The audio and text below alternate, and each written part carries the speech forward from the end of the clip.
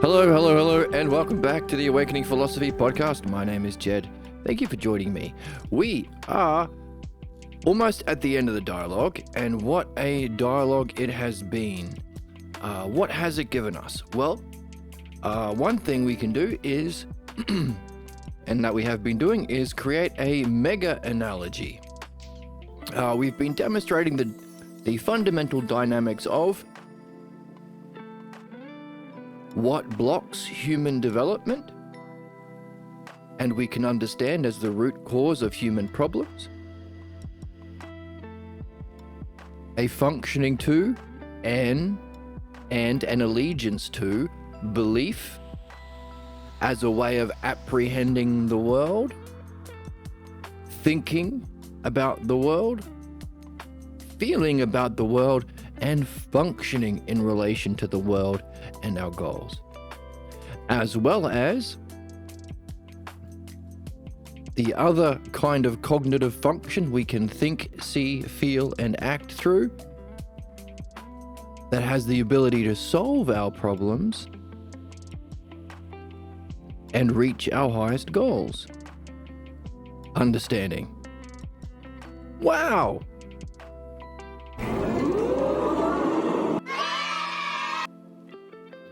So, we can create, therefore, an analogy, taking all of the aspects about belief and understanding that we have seen in the text and arrange them in a certain kind of order, allowing us to understand the parts or aspects of belief and understanding, see how they're arranged, see the relationship between those parts, but also, because it's arranged as an analogy, we can jump across and compare those parts or aspects with the other.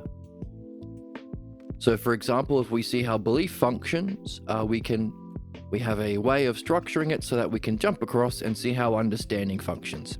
If we can see that Harry, as a believer, is stuck in a negative relationship, we can jump over to the other side of our analogy and see how understanding gives rise to the ideal loving relationships. It's a win-win. Win-win-win-win-win. Win-win-win-win-win, in fact. So, what we, let's do a quick overview of that before we move on. We built it in 2 episodes ago. We reviewed it last episode. Here it is.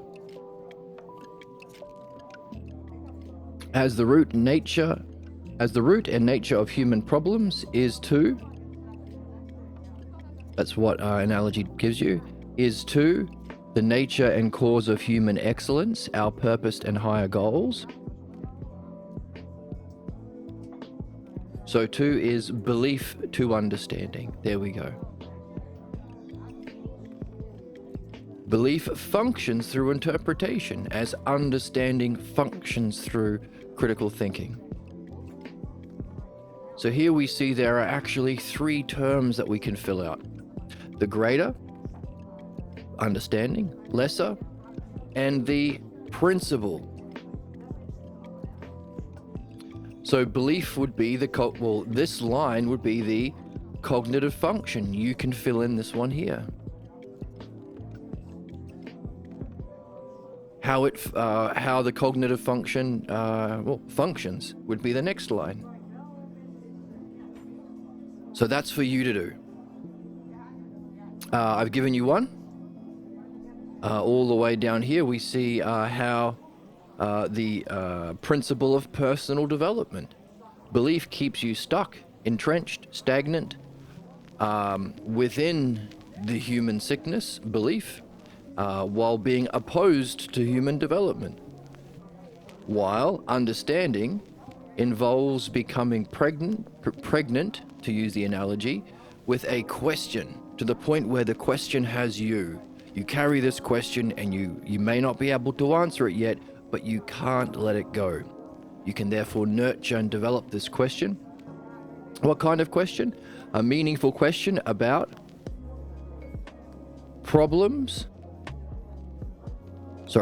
a meaningful question about beliefs or excellence in general, and in particular, a meaningful question about your specific problem, and a higher meaningful question that you have.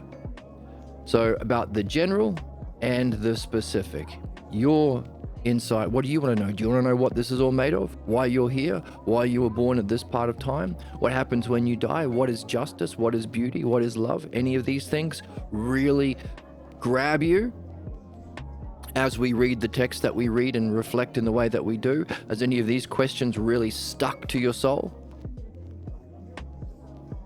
Equally so, have you been reflecting on the problems that get in the way of your participation in what we do here? So this gives rise to our development in freeing ourselves from our pathologos, our sick logos, or our sick fundamental false belief about self and reality that keeps us stuck in our problems, as well as our development through mastery of the self logos. Our seeing, ability to follow, and ability to know in the highest possible way the intelligible, rational nature of self and reality. So that would be our human development. What we've been seeing in the text is, therefore, these two things would be necessarily taught at school in a rational society. Any education system that doesn't address the nature of beliefs and help people learn about beliefs and address your specific problem isn't really education. It doesn't address the root cause of your problems that you're here to discover. And also, as you study whatever you do in school, you might find you hit blocks in mastering mathematics or science or whatever it is that modern education teaches you. What kind of education doesn't allow you to overcome those blocks and says, oh well, you get an F, feel bad about yourself? So that's something that you can do as well. So because the text did talk about what would be needed to be taught in our schools in a rational, well, if we are to overcome the inevitable, as we can see,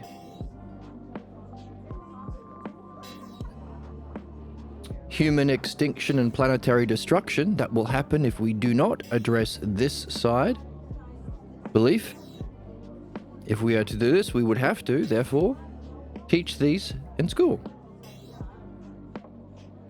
So as you build your own mega analogy, you can find things like that as you review the text again that I haven't put in here. So not only is your job to fill in all of the names for all of the terms, but fill in the missing ones, the ones that I've missed out.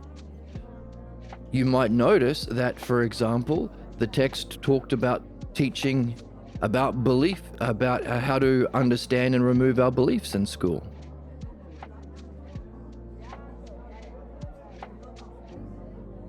What's it missing? If you have this, you might realize, hang on a second, for anything on this side of the analogy, I have to find the equivalent for belief. So what does our education system teach us now? And Aaliyah does talk about that, doesn't she? The tinker toy. Looking at the parts and imitating nature. Not imitating the surgeon, imitating nature. Oh look, we can dig up nuclear materials to power nuclear plants. Should we? Shut up. We will do it because we can do it. We can make nuclear weapons. Should we? We will do it because we can do it. No understanding of the whole, the good, what's beneficial, and instead using this ability to tinker with the parts to play out your own sick beliefs. I'll use this nuclear material to make a nuclear weapon and drop on the Palestinians or the Japanese. Why? I have unexamined false beliefs that cause me to act in an unjust way, hostile to my species, to the members of my species, and the very planet I inhabit. What a bizarre sickness we have. Good thing our educational system teaches about that bizarre sickness that human beings have that will cause our extinction and causes all the horrors and deaths and destruction that sweep across the land when belief gains any position of rulership. Oh no, wait, we don't do that. But we have to. So, you can use that to fill in what would be the belief side of the analogy in terms of education. So there you go. There's another one.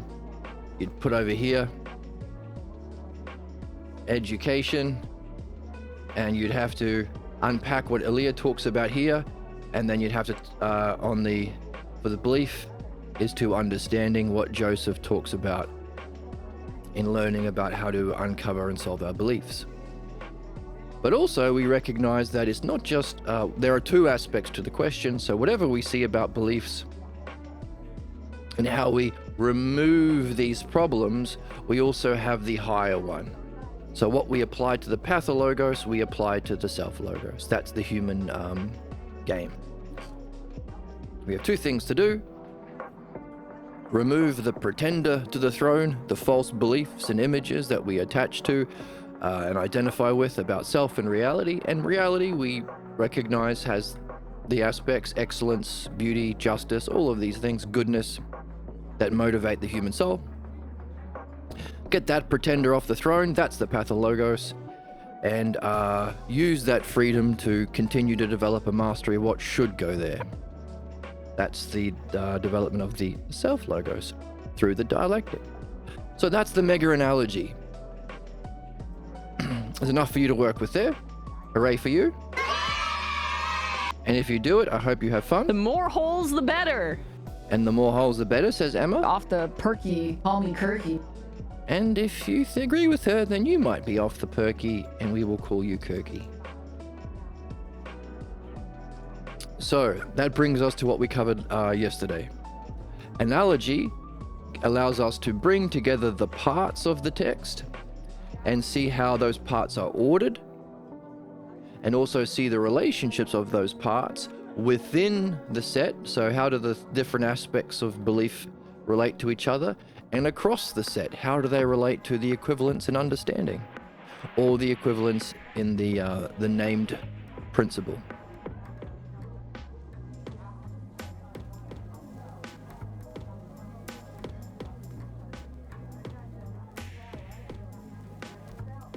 And we briefly mentioned that, hang on a second, this analogy that uses the principle of lesser, greater, and ultimate, or lesser, greater, and principle,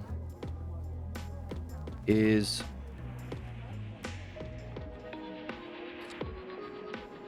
the self-logos category of truth.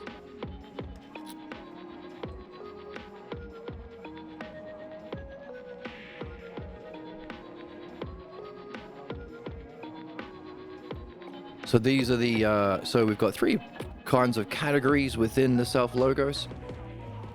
Of course, the highest words to describe the experience of intelligence or knowing, actual knowledge. Oneness, people who experience the pure light of consciousness or being, describe it as a beautiful, or as a oneness.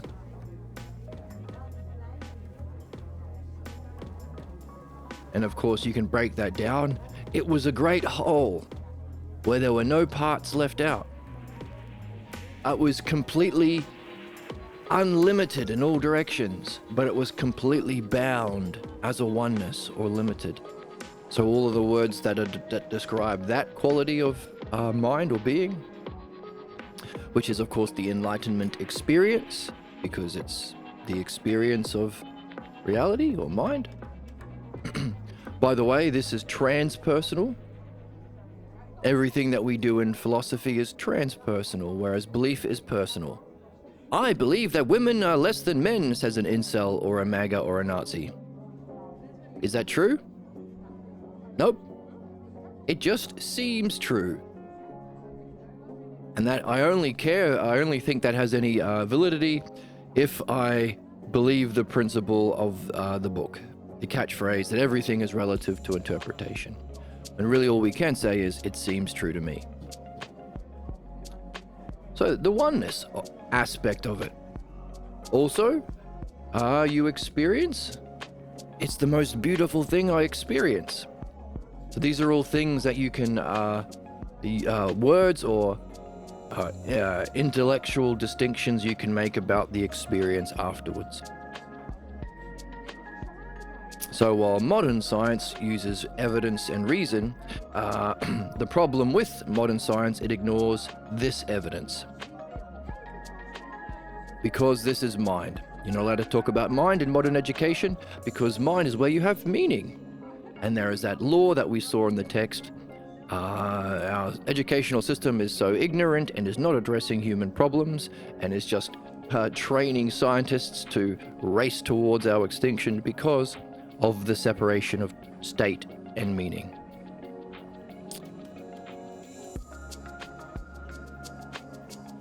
So this is the evidence or the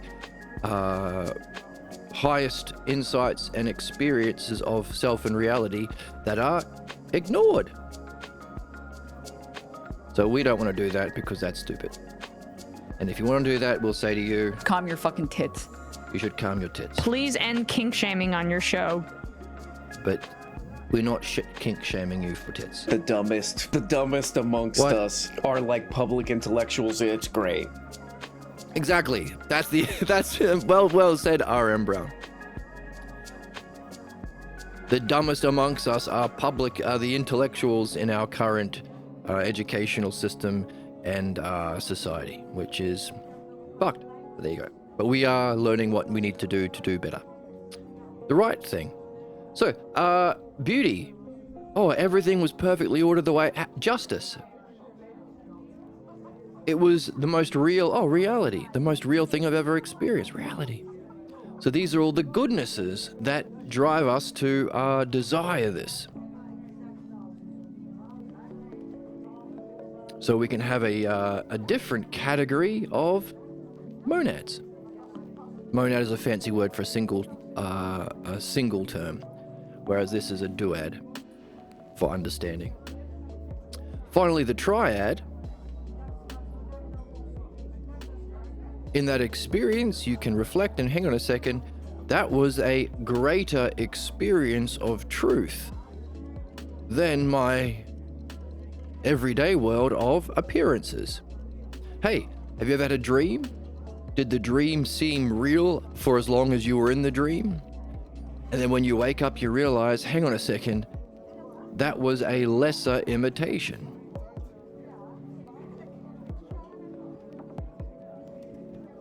So when we experience the realm of being, so going beyond belief to truth, we could call it the truth about reality in the greater sense. Whereas beliefs are a lesser version of truth or what is false. But of course, for there to be a reality of truth and a reality of shadows, the shadow realm of physical appearances, as we're calling it in the text, the realm that believers play in, ignorance and shadows, compared to the realm of principles, models, or mind that we genuine philosophers or philodianoias play in, the Hellenics. For there to be a lesser and greater, philodoxia, love of belief, and philodianoia, love of understanding, there has to be some higher principle to give rise to those two versions or creations. That's the ultimate or principle. So that's the triad. 1, 2, 3. 1, 2, 3. Thank you, caveman guy from BBC.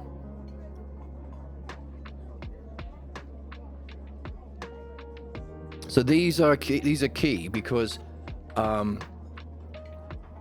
these terms are what we make use of as the basic building blocks of understanding. And hey, welcome, Medi. Understanding is, well, the greater section of the analogy. that which has the ability to turn back on the lesser and remove our false beliefs that are the root cause of all human problems, ignorance, and suffering. But notice, as we reflect on the principles of understanding, we can perfect our greater cognitive function, dianoia, understanding. So these are these parts here.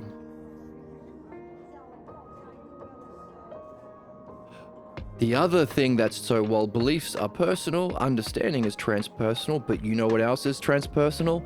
The model of understanding, the model of knowing. That's the thing that we describe with these terms. The greater beauty, the greater justice, the greater benefit, the greater excellence, the greater reality. And the captains of all of these teams, oneness, goodness, and truth. Notice, these are the highest ideas and words in our language that we have. So the greatest superlatives that we have, we need to use to apply to mind, or being, or the intellect itself. So while belief is based on ignorance and divisions, the Jews against the Palestinians, the Christians against the Muslims, the Mormons against the non-magic underpants wearing people Goon, goon, goon, goon, goon, goon, goon. who just want to goon, according to them. Goon, goon, goon, goon, goon, goon, goon, goon. This is what will unify us. These transpersonal ideas that are apprehended through understanding, directly experienced in mind as oneness, goodness, and truth, is what can unify us. There's our oneness. What can benefit us? There's our goodness. And is the truth of our human purpose and functioning. There's our truth. But hang on a second, we're missing a term. If we've got lesser and greater, for this experience of mind to be the greater, there has to be the principle, the ultimate. For there to be a oneness, for my shirt to have blackness, we have to first have the idea of black, right? For there to be a oneness, we need the one. For there to be goodness, we need the good. For there to be truth, we need the principle of true. And if everything we've been describing in moving from our personal experience of human ignorance and problems, belief, into mastering our excellence, understanding, leading to our peak experiences of mind, being, or intellect, if all of these are experienced by something that we call the self, we need the self. The self which is beyond experience. So this is what we saw in the text. One of the problems with Eastern spirituality is if any tradition, any spiritual tradition, isn't following all of these are the self-logos terms. So if they're not following the self-logos, dianoia, understanding, you won't be able to go beyond experience. If you're only experience-based, you will think that that's enlightenment. So, what we've seen is understanding plays that role to, first of all, reflect on the false or the lesser, purify our false beliefs, reflect on the model, which we are doing right now, to perfect understanding. That's the second. So remove beliefs, perfect understanding. This is, therefore, the model of yoga, or what are we doing? Sustained, focused concentration on what's most meaningful with an open, curious mind. Formally, that's meditation. So you can facilitate those peak experiences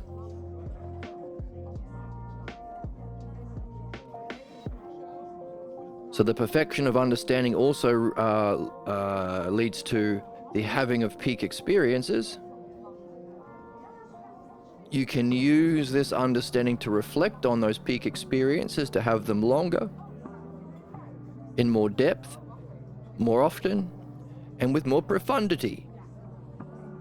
By profundity, you recognize yourself as it.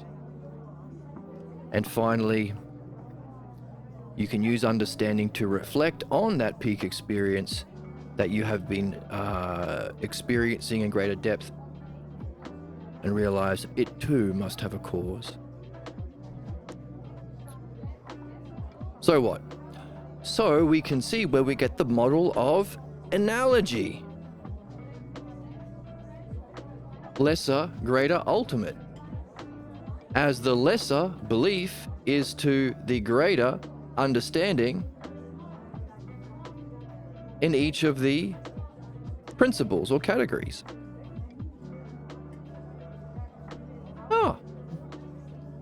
So analogy not only allows us to bring into a oneness the text we're reading,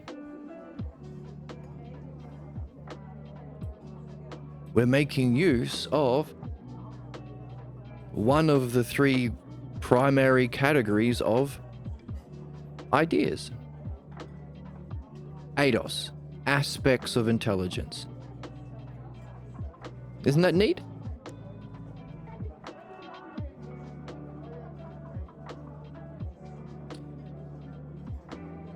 But hang on a second. Last episode, we saw that, hang on a second, while this seems to be the realm, so the truth, lesser, greater, and ultimate, seems to be the activity of analogy, we saw that with all of these terms we've been collecting about belief and understanding, we have a lovely set of ideas that now we can use to bring into our own complete understanding and exploration of these two ideas to make it our own, the dialectic. And we saw that the dialectic is jump, the realm of oneness. Why? Because each of these duads, these primary building blocks of understanding, whole, part, same, different, like, unlike, etc., you could say that this set is the greater and this set is the lesser. Whole is greater than parts, right?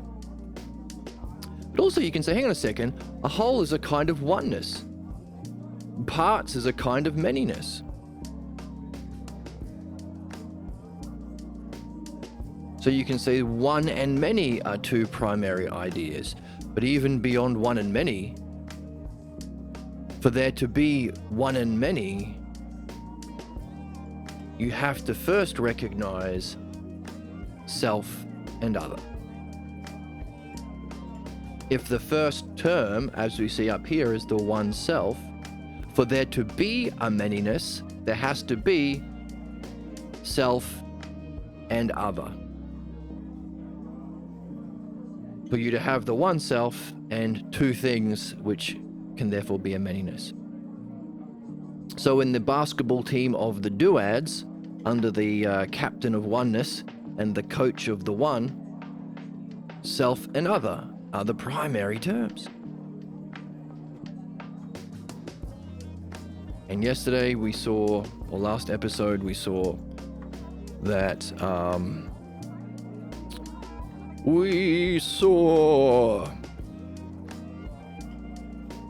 that if we take those two primary terms of that self-logos category, self and other, then there are four possible ways of arranging that.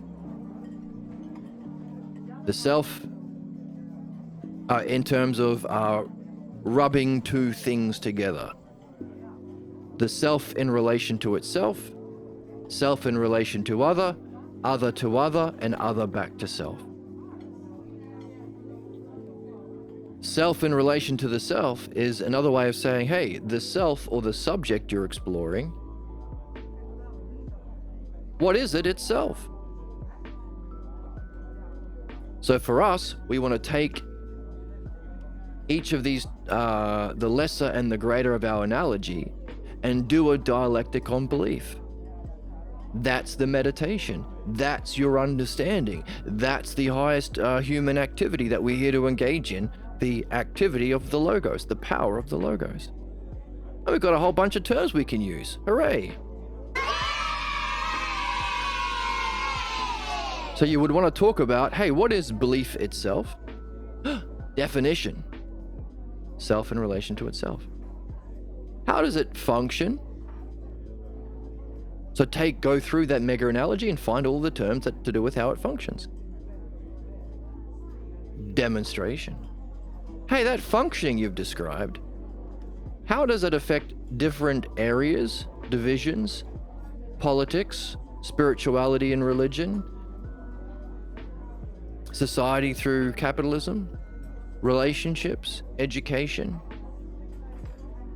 and most importantly, how you rule your soul? Division. Hey, from that's other to other, or that self to other others. And finally, when you explore those divisions, can you recognize a key idea from those? Perhaps it's an idea that repeats. Perhaps it's one idea that sits above all the others as the cause of all the others.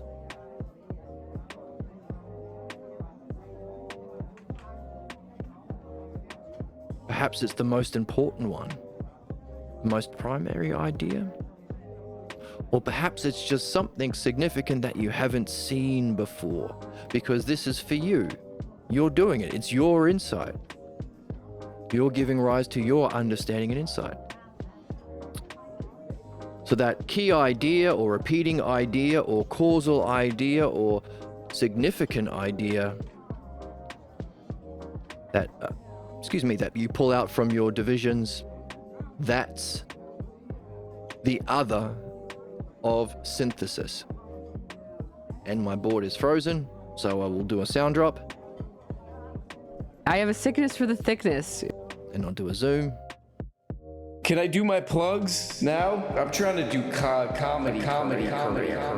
No plugs. What do you think, Emma? The more holes, the better. Yes, because you're a gooner. Damn, you really are a gooner. Damn, girl, you really are a gooner. The T-virus will transform me into an epic creation. Epic creation. Now we'll zoom back in. Whoops. And it's fixed. So from those divisions, synthesize that key idea, causal idea, idea with greatest scope, repeating idea, or just significant to you idea. That synthesis. And what do you do with that other? In that last category, you then take it back to that original definition. That's analysis. So therefore, what you started with as your beginning definition of belief has now been upgraded. You've leveled up.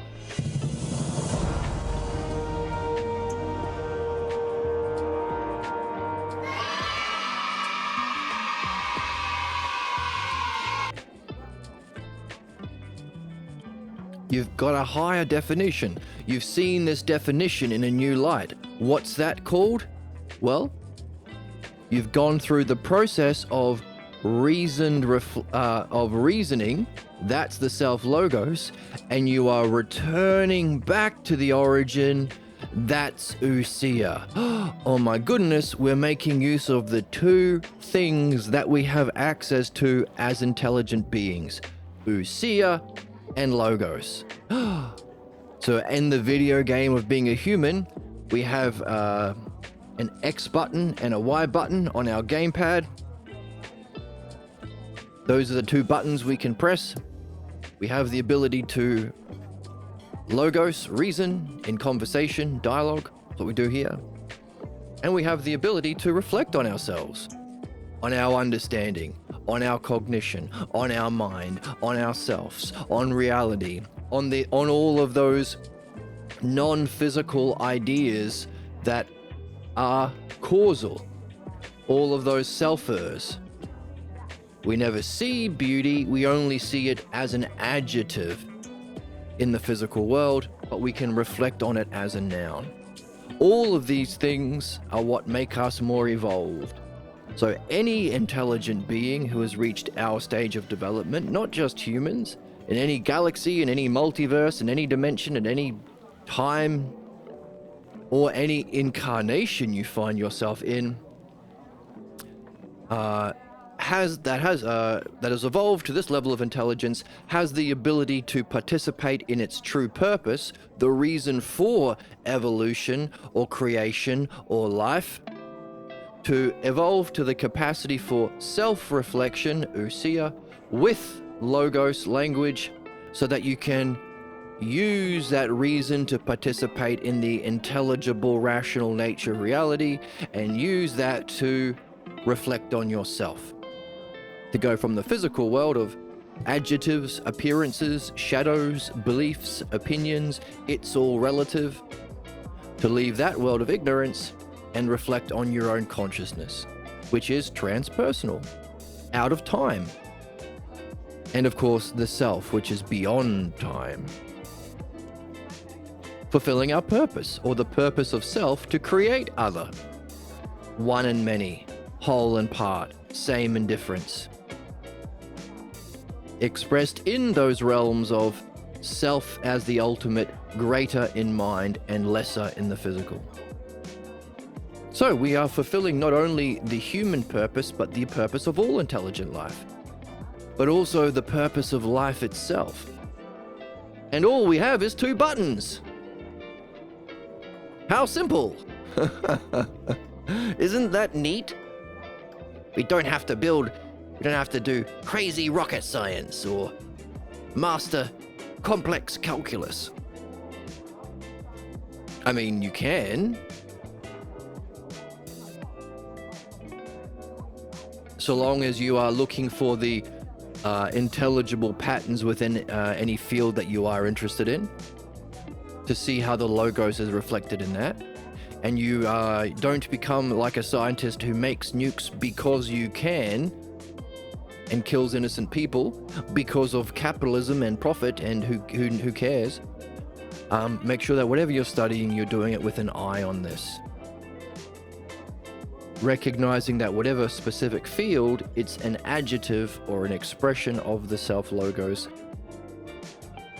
to learn about this, the real game.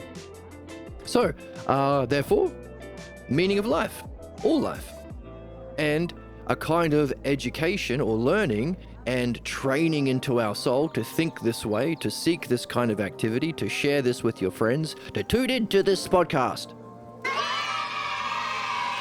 Everybody should love sluts. I love sluts. And get reminded that everybody should love sluts. The Oracle loves sluts. The more holes, the better. And so does Emma, apparently, today. Guna. So, we have ousia and logos, and that's what we're making use of here. In the dialectic, we're following logos, the power of the logos through the dialectic. Ousia, returning to the reflecting upon ourself, or the subject, and seeing it in a new way. Oh, and now you've got a new definition, meaning you started here, you unfolded the logos, returned to the point, but you returned to a higher point. With a new definition, you can do a new dialectic, ending up in a higher point, and then do it again, and then do it again. You are spiraling upwards. That's true education. And it's a kind of learning and nurture that you can take with you and facilitates those higher, hey, if you do this, the subject that you are contemplating, you can awaken deeper insights into it. So it's transformative. Whereas belief is the exact opposite.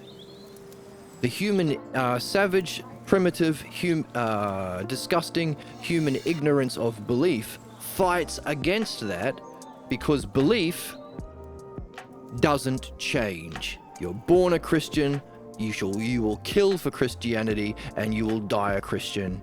That's your job as an ignorant, savage believer. Or you happen to be born into a Muslim family, same thing, but you'll kill for that religion. Happen to be born a billionaire capitalist, Epstein class member, you'll kill and for that belief, etc. Humanity be damned. Meaning be damned. What's that? What is another way of saying that? No logos, no ousia. Whatever belief you started from, your life becomes, what's the word? Hermeneutics.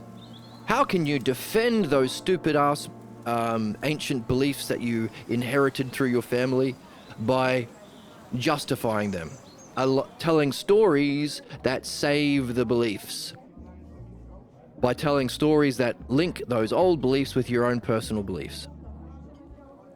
So one Christian will tell stories about why that the Noah's Ark isn't real, and the next Christian will tell stories about how it can be real.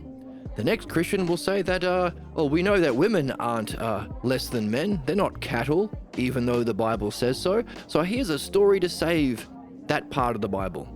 And the next person is an incel. So they do keep that part. That's interpretation. No growth. It's the shadow of ousia. Living in the realm of shadows. It's not true ousia that evolves and spirals up. It just reflects on itself over and over and over and over. So if you've ever talked to a believer, they don't change their mind. They get older, they get more entrenched, more ignorant, more racist, more fascist, etc. Or they wake up to the true purpose of life, this. The development of understanding to purify that sickness and use that freedom to perfect understanding, which has that developmental spiraling process to it. Hooray! Isn't that neat? So, if we see a shallow pool of ousia, can we equally see a shallow pool of logos? Do believers have a shallow pool of catchphrases that they can repeat? Does MAGA people only have one thing that they say on repeat? How many genders are there? Oh, I want to think about trans people. Liberal tears, maybe two things. Is that all they say? There's only a few things that a Nazi will say. White supremacy. That's it. That's about the extent of it. Christians, Jesus is king. Jesus is Lord. Death to the heretics. Onward Christian soldiers marching us to war is a song we used to sing at church. They still do. So, very stupid, but still language. Enough language to stay stuck in that stagnant ousia. So enough ousia to stay stuck and enough logos to stay stuck. That's why we call it the zombie virus. Zombies can reflect only enough to determine a living brain from a dead brain, so they can eat the living ones. And they have language, but all they can say is braids, braids, braids. That's why we use the zombie virus. And also, we don't have our beliefs have us. If we were aware of our unsuspected false beliefs and how they function to cause our suffering, both in this lifetime and beyond, and are the root cause of all human suffering, there's no way in hell we would want them. And there's no way in hell we'd pass them on to our kids. That's why we need to figure out a way of surfacing our own particular zombie virus false beliefs and addressing them in the kind of way necessary to free ourselves from being a zombie, from infecting other people that we might pass it on to, our kids, our employees, politicians, the government, the media, whatever you have influence over, but your relationships and most importantly your soul. Stop that infestation. And whether you like it or not, so long as belief rules your soul, you will function in an unjust way. Not always, but when it becomes more, and again, people are at different levels of development. So some people are always racist, are always sexist, are always bigoted, are always MAGA, are always Nazi, are always religious. Some people have a level of freedom from that. Like Aaliyah in the text. She hasn't gone through the work in purifying her own false beliefs. She's rejected them. It still has effect over her. She's still chosen. She still used that belief zombie virus model of beauty to choose the relationship, the guy that she's in a relationship with. Just like her dad, Harry, in his Christian bullshit. So it's still affecting her. In other words, she hasn't figured out how to use understanding, analogy, and the dialectic to purify her beliefs and its influence. So it still has her soul, but because of her nature, her character, her heart, and her head, how intelligent she is, she's able to separate from it for periods of time to engage in the dialectic that we have been reading with Joseph. So not everyone can run as fast as Usain Bolt. Not everyone can reason as well naturally as, Socrates. Or you. If you're the sort of person who's been, I think we're up to episode 32 or 33 or 34.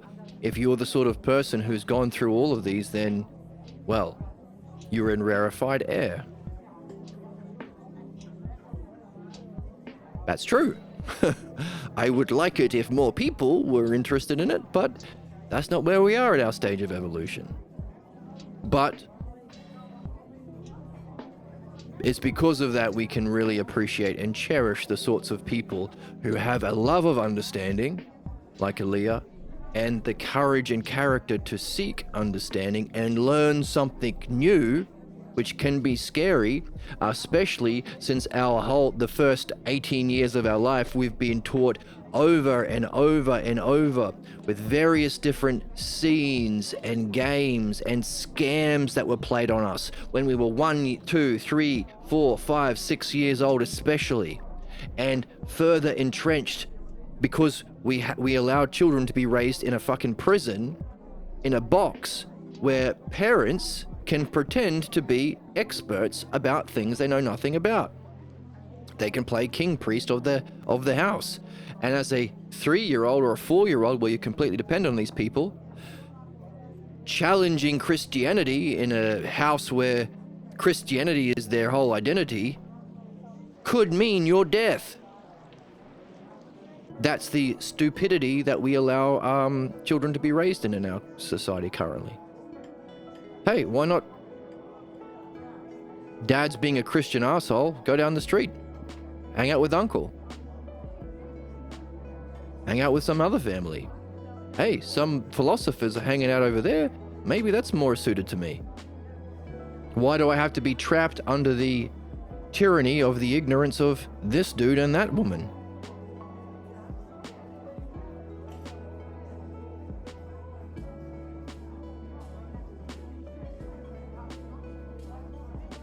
So we've got work to do. Though we can ask the question, if that's the case, why has our soul evolved into a period of intelligent or human development where we still allow children to be raised in prison cells or households? In other words, in this sort of society, you can pick quite accurately the sorts of families where you're almost guaranteed to get the kind of pathologos belief you might be here to address specifically. In other words, if there are false beliefs about self and reality that prevented our upward climb through incarnations, higher participation in reality, dimensions, spirituality, we were limited because we thought we were less than, and that might be the reason we've been reincarnated. And as we are seeing, We've reincarnated into an intelligent species that can X and Y, do Usia and Logos, and apply it to two things, A and B. A, purifying our false beliefs, and B, perfecting understanding. So that's what we're here to do. So we can ask these questions. In other words, what are we doing? We're seeking the justice in the apparent injustice of a world where beliefs are tolerated and allowed to function in rulership positions. So because of this, we cherish and appreciate and do our best, I hope, to speak up when you meet someone who does have a good heart, seeks goodness, seeks development, seeks to do better, open to learning, and a good head. Interested in understanding, open to learning, even loving of understanding. Because those are the sorts of people that we want to find and talk to. And once again, they are rare. They are rare birds in the forest of ignorance that we find ourselves in currently. So what? So let's... What happened here?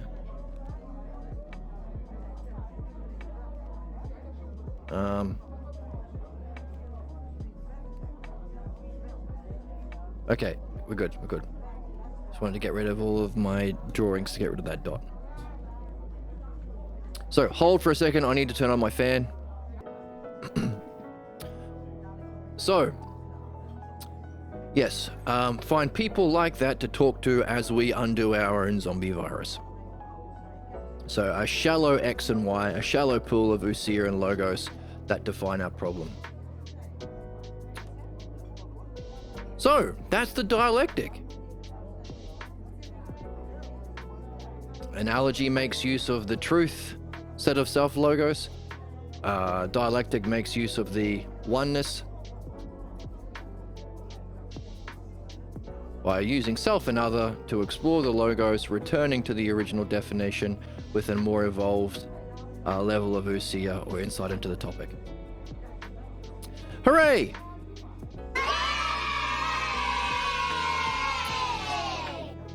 So, while the dialectic has these four categories, definition, demonstration, division, and conclusion, within each of them, you have that triad.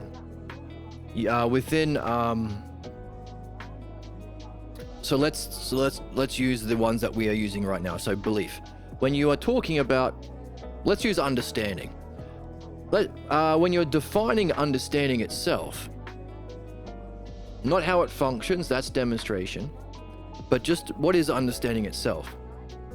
You can say, so as you do this, you can have like 3 different kinds of paragraphs. So what are you doing? You're creating a universe.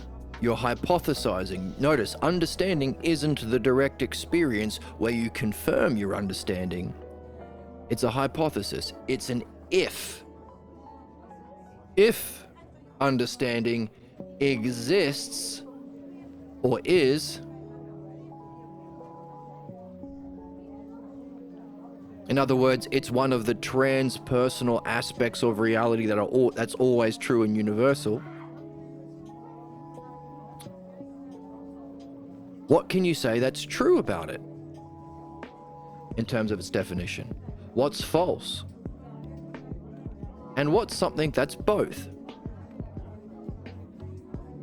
true and false about understanding itself? Now, by saying what's true about it, we are creating a universe where understanding is real, so the opposite of everything is relative to opinions. There is such a thing as truth and understanding. When we say what is true about it, what we really mean is, what are the necessary conditions in that universe for understanding to exist? If the subject or self is, or another way of saying that, or exists. I'll move it over a little bit more. So when we say what's true about the subject itself in that universe that you're creating, and by exists we mean eternally in being. What are the necessary conditions of that universe for understanding to have it to be itself? And when we say what's false about it, what we're really saying is, what would you never say about the subject? Not merely what's false, what's not true, but what would you never say about understanding if it is something that exists in the way that we are exploring in this dialectic, allowing us to unify even further what we've unified in our analogy over here of understanding. And when you explore what's both, it's best to pick out something that can show the limitations, the extent of the idea itself. Now I'm going to use a physical example. Now we don't do the dialectic on physical things because we're interested in the transpersonal. This is true learning. But let's say you were to define a bicycle itself to someone who's never seen a bicycle before. Now, an idea when just talking, not how it functions, but talking about the subject itself, what is a bike? An idea for both might be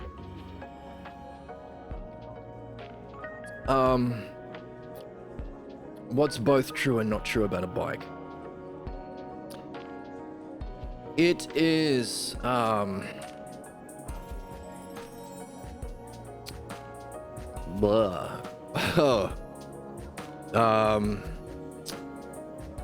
that shows its limit.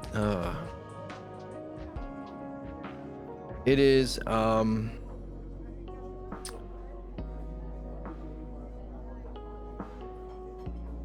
God, why is this hard?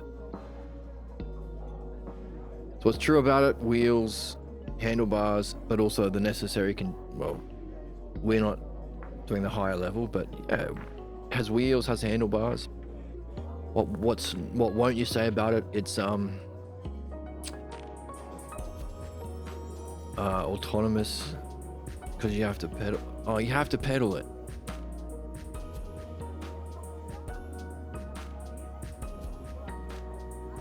Yeah.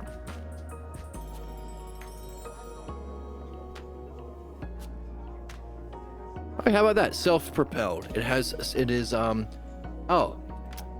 Okay. I've just stumbled across something important. So when you are exploring these ideas, now for us we're pulling from our mega analogy. But if you get stuck like I just did then, you can go back to our model of self-logos terms that we started with today. Because these are the primary ideas that apply to everything in reality, even in the physical world. So I thought about, what could you say about it? Well, I described the parts, the wheels and the handlebars and stuff. But I wanted to explore what's both true and not true.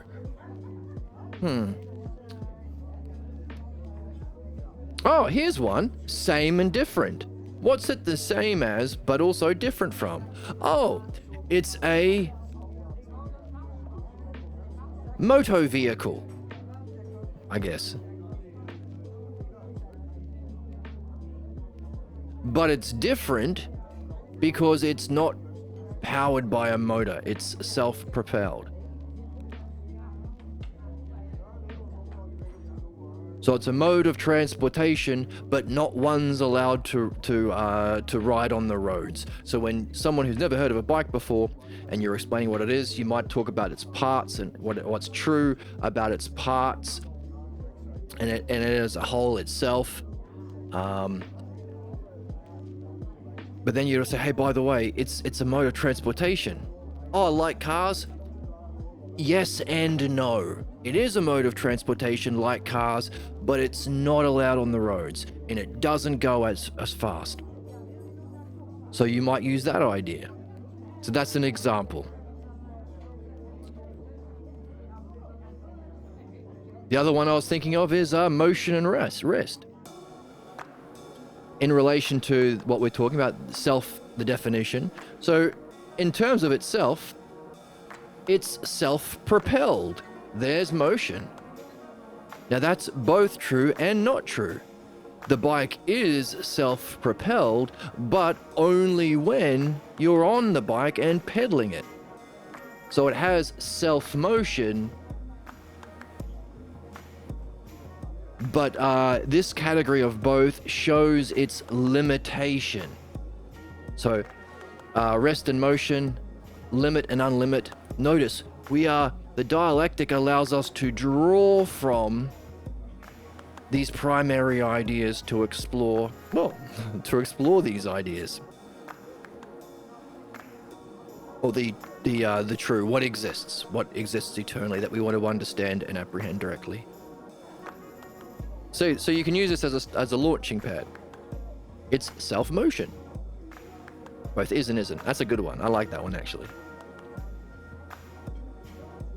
So, and you can do that for each one of these categories.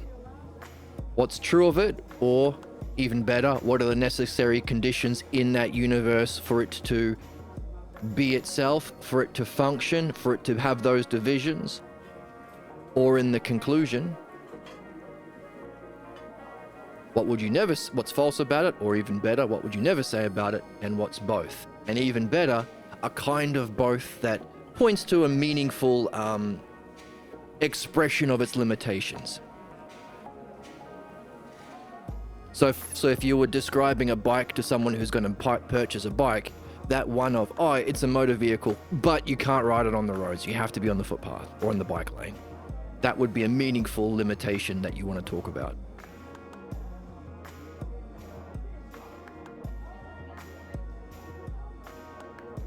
That you can pick. Notice, you pick them. You have fun with them. It's your dialectic. So if you're doing this with friends, every friend, you can have like a party where everyone brings in a dialectic on the same subject from the same text. And you'll have fun talking about it in different ways. That would be a kick-ass party. Instead of meeting for the basketball game, where people are just sharing their personal opinions about their favorite player or whatever, who cares? This is transpersonal. So when someone shares, it's not about basketball, it's about something that transcends the physical world. So understanding, beauty, justice, whatever we're exploring, the book that you were all reading together. So read a book, or this one, any of the ones that we read on this channel. And it's not your beliefs you're sharing true understanding. And you get to practice, nurture into your soul a true understanding that will have significance in every area of your life and beyond the learning and nurture we're here to do. And your friends can all learn from it too. Win, win, win, win, win. It's a win, win, win, win, win. And then you can do your dialectic. Like, I never thought of it that way. Or I missed that part of the text. And they'll say, I'm joy maxing, okay? And if they're joy maxing. The more holes, the better. Oh my goodness, Emma, you're always about holes be today. a reasonable gooner. But she can be a reasonable gooner. So that's the dialectic. But now, not done yet. So we've got 4 categories times 3 for each one of them. What's that, 12? But also, after you do this, create a new universe where that subject does not exist. What if the subject didn't exist? And by exist, we mean this is why you can't really apply it to bikes. Because bikes don't have an eternal existence. So let's use beauty, for example. What if beauty doesn't exist? But if it doesn't exist, what are you exploring? This is what we mean. This is the significance of understanding what real thinking and true philosophy is. When we say exists, we mean in that greater realm of mind or the ultimate realm of self. The things that exist in existence or the level of existence prior to experiential existence. The transpersonal. Therefore, when we're exploring what if beauty doesn't exist, it's not like we have nothing to talk about. We talk about what if beauty was just an opinion. Have you heard the expression beauty is in the eye of the beholder? What if beauty was there's another one, like a physical scientist. Hey, beauty is just evolution tricking you to have sex with the best mates of your species. Or a reductionist. Beauty is just serotonin and chemicals in your brain tricking you. Maybe a I was gonna say nihilist. Someone who says, oh, beauty is just a trick to keep you in the Matrix. To keep Neo chasing Trinity in the Matrix. So in other words, beauty has a kind of existence, but not real existence. So those same 12 categories, 4 times 3, in this new universe.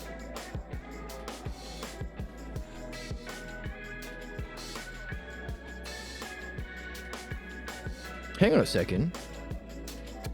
What if beauty was just a matter of perspective?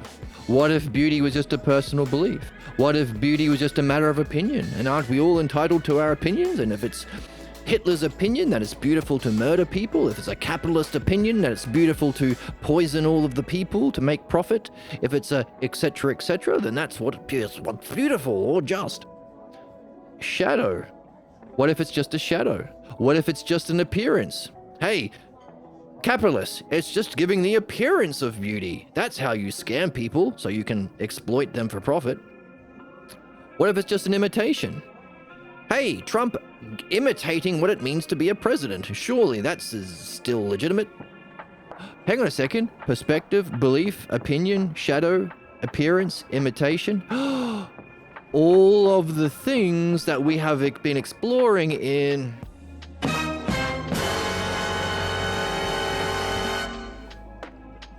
this book. It's all relative to opinion, to perspective, to belief, to shadows, to appearance, to imitation. All of the things that we've been exploring in It's All Relative is the functioning, the interpretation, the justification of the functioning or knowing of belief. It's not real knowing, it's justifying, hey, if I believe that something's true, then that's my perspective. That's my truth. So in other words, everything we've been learning about belief, convincing people, tricking people, manipulating the ignorant, having power over people to fulfill your physical desires, us versus them, lying, hypocrisy, inflicting harm, sadism, stuck in the shadow realm, prejudice, violence, savagery, opposing our understanding, opposing our development. All of these things are negative. Every single one of belief things is negative. Even the thing that makes it attractive to Harry is the appearance of beauty. The appearance of knowing. When I scam people by giving the appearance, I'm really happy with myself. No, that's an appearance.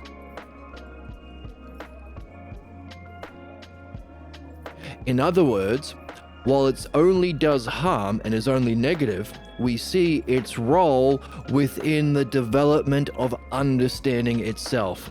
Because if we want to understand an idea, we need to understand both what it is and what if it isn't.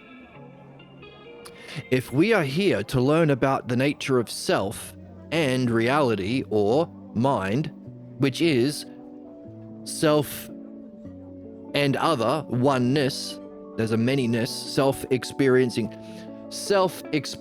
itself as ousia, that's a two, that's a many already. So that higher level of self and the next level of mind, if we are exploring, coming to know ourselves directly and traveling through its reflection to learn what we need to do to recognize the self beyond experience, if that's what we're here for, to know ourselves, and the method for doing it is understanding, there's our 1, 2, 3, self, mind, and understanding. 1, 2, 3. 1, 2, 3. Oh, we have fun It's here. not being crazy. It's called reaching a higher sense of being. And we're not crazy, we're just higher sense of being. Do a poggers. Thank you, Emma. Funny and cool? Hey, Yes. leave some for the rest of us, man. I will not. So if that's what we're here to do, to know the self, and our method is understanding, notice, as with analogy, there's two aspects of it. The human purpose has two aspects. The pathologos and the logos, removing our problems and mastering the truth, the true and the false, and the dialectic which does both. There's our true, false, and both. Our pathologos and the self-logos, removing what's false and perfecting the true. Wouldn't that be necessary? Does a doctor have to know the healthy body and know about the problems that the body can face? Therefore, while all of these things that we've learnt about belief are only negative, the root cause of all problems, all human problems, in relationships, in governments, in societies, in every single thing you can think about, why do we have it?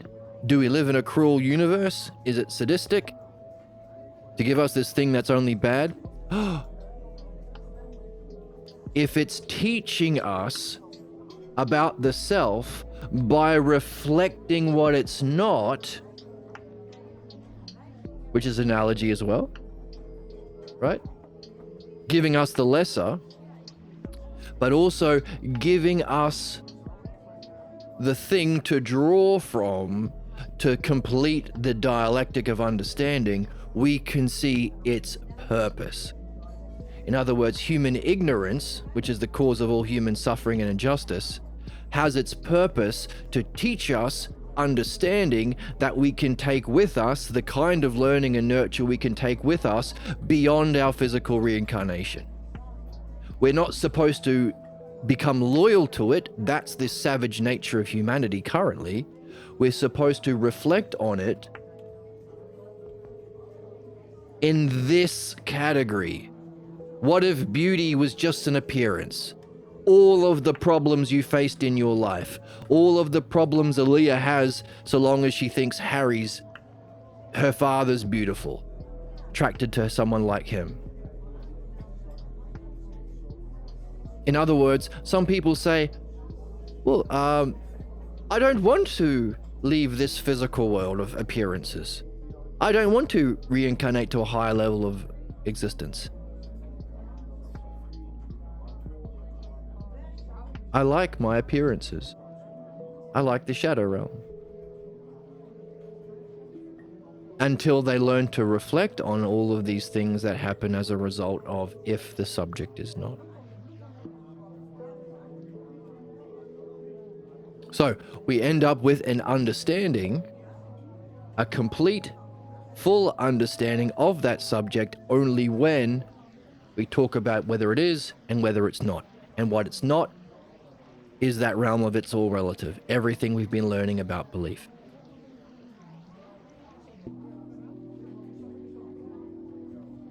So in other words, if belief isn't the dialectic that we are doing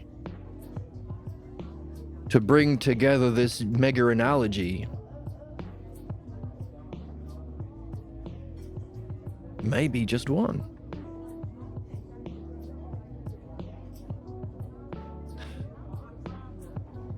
This category for understanding, this category for belief.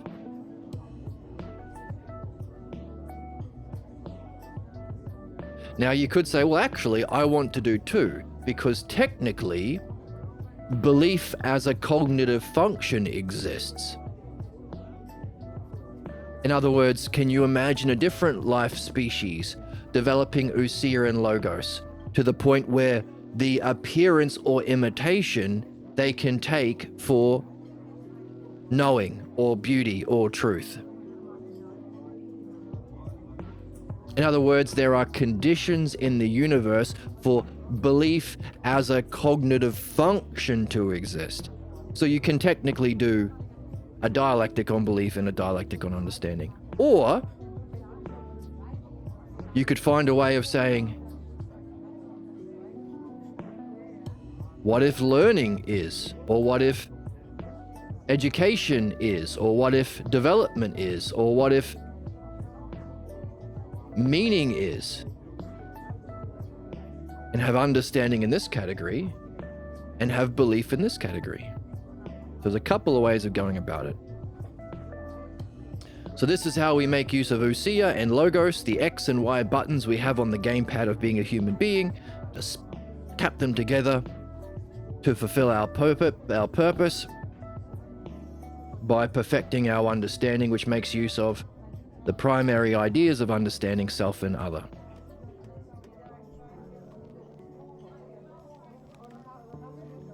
So, analogy has what the tool of analogy that we saw makes use of that triad.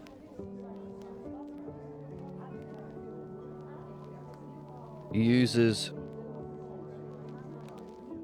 the truth, self-er or self-logos triad. Brings the parts together. You can see the missing parts that you can fill in to solve the puzzles of the text, including the principles, but any one that's so like for example, the lesser would be as a shepherd is to his sheep, so too a king is to his subjects. But you might say, oh, actually the shepherd has a sheepdog and a tent he sleeps in. So by putting it in this analogy, you can see the parts that are missing. What's the equivalent for a sheepdog for a king? What's the equivalent for a tent for a king? So it allows you to unify the text. How wonderful is analogy? It allows you to unify the text, allows you to find the missing parts and puzzles to solve. You have the material to do the dialectic on belief and understanding and anything else that we explored in the text: education, development, spirituality. Do a dialectics on all of them. Have fun. You are engaging in the highest activity a human being can participate in. And we explored, we gave you the model for that. There's one more thing, because if there are two questions, so we've got an X and Y button, but there are two levels of the game. Becoming pregnant with a question about the truth, but also as you engage in meaningful activities, and this seems to be the most meaningful, you will surface the blocks that you carry that are those things we have reincarnated, it seems, to address. Human problems are problems only when they block this. It wouldn't be a problem if it was stopping you from doing something bad. Like a safety cap on bleach isn't a problem. It will stop children from opening it. Something that blocks you from not opening the bleach, but something that blocks you from doing this, that's a problem. So as you seek to do this, you will have to also do that fourth thing: surface the gems or clues that you are mining, or clues to your puzzle about your own pathologos problem you're here to solve. That's the two kinds of questions. the perfection and the purification. The pathologos or the self-logos and the pathologos. Belief and understanding. Last time we talked about what sort of things to be aware of for those clues. Have a notebook or an app where you can catch that voice, become familiar with that voice that always undermines you. I'm not good enough. That's just my personal beliefs. I'm a shit. I'm a small bean. I'm a bad noodle. I'm not good enough. Surely I can't know the meaning of life because I'm too stupid. Surely my pastor would have known it, or my imam or rabbi. Surely not all of my expert professors at university can't be stupid and ignorant. And I, a small bean, just by learning to think properly, by having fun exploring this text on the coolest channel on Twitch, surely I can't do this. I'm not like Socrates. My parents kept telling me I wasn't great, or my society, or my teachers. That's the bullshit you're here to address.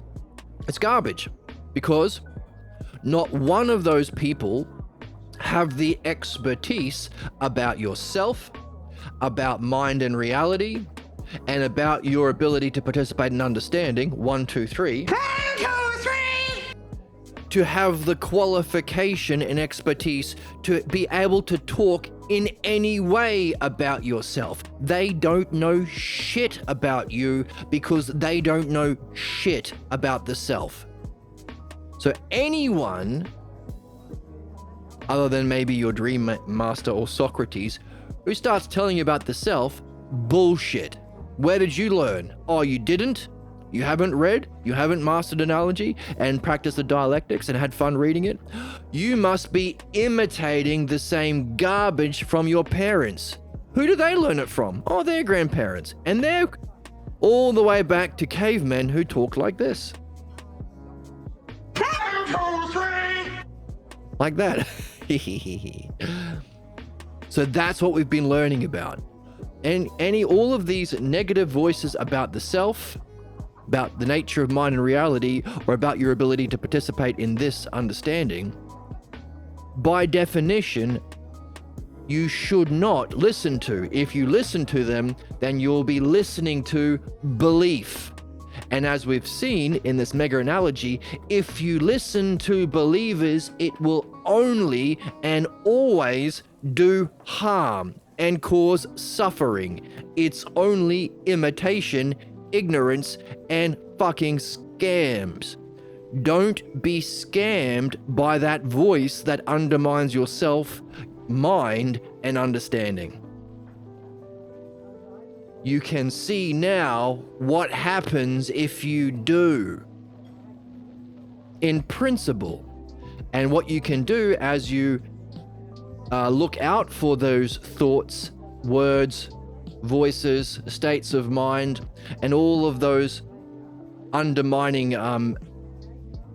zombie logos, is you can match what you have learned about beliefs in principle. Right? We're supposed to become curious about beliefs in principle and your personal problem. Everything you've learned about belief in principle, why it's always bad to listen to belief because it's not expertise from the text, you can link that to your own personal false beliefs, the kakadaimon. The kakadaimon is the Greek word for that bad voice of the self. So you're linking the principles of belief to your own existence. That is what makes it meaningful. Learning and nurture, ousia and logos, understanding and application. It's always those two things. So, in principle, whenever there's a belief about yourself that says anything about the self other than what we are reading in the text about the self being the ultimate cause and principle, you are God. If God is the mythology that you use to talk about it. That's what it is. That's what theology is. And your mind are the gods, the aspects that are eternal. And understanding is your purpose and excellence. Anything other than that is belief-based bullshit. In principle, your job is to marry the principles with your own experience. So, look out for words that undermine. Write them down. I say that I'm too stupid. I'm a small bean. I'm a fathead. Write those words down. Hey, who do they sound like? Oh yeah, what did Harry say? Or what did Aaliyah say? Oh yeah, my dad sounded like that. Oh, interesting. What does it sound like? Similar voices? Does it remind you of anyone specific? Whatever you take what you can get. Write them down. By the way, as you listen to those words, you might recognize you don't even question, you don't even think. If someone says one of those sorts of words, be they in your mind or some random Joe on the street, it will trigger you. Certain things will trigger you, certain things won't. The things that trigger you are the things that you believe are knowing. If a little kid said, "You're an alien," you wouldn't have an existential crisis, would you? Of course not. Why? You don't think that kid knows about you. So the things that change your states of mind tell you is a clue about what you believe. And that's what we're after. What is your image of belief, the imitator of expertise that you are carrying, that has caused your problems, that limit your life, that is the reason for your reincarnation in this period of time and history and place? What's your one? You don't know you have it because you haven't put words on it yet. So what, and by the way, what state of mind does it put you in? What's the feeling state? Write those down too. Do you feel it anywhere in your body? Can you use an analogy to talk about what it's like to have that feeling? Is it like being trapped in a car? Is it like being shot from a cannon? Is it like falling from a great height? What's it? Get creative. Any images that come up? Hey, by the way, when you listen to these voices and play out these states of mind, does it cause a drama? A story? A drama? As you imagine it, as you listen to it? What else is in the drama? Any objects? Any images involved in that drama? Write those down too. What are you doing? Usia. Plus logos. Oh, you're pressing X and Y button about your problem. So we got the X and Y button about A and B things. We're doing the A, we're doing the beliefs right here. Before we were pressing X and Y button on B, understanding. Those are the two things. X and Y button and two subjects. Belief and understanding.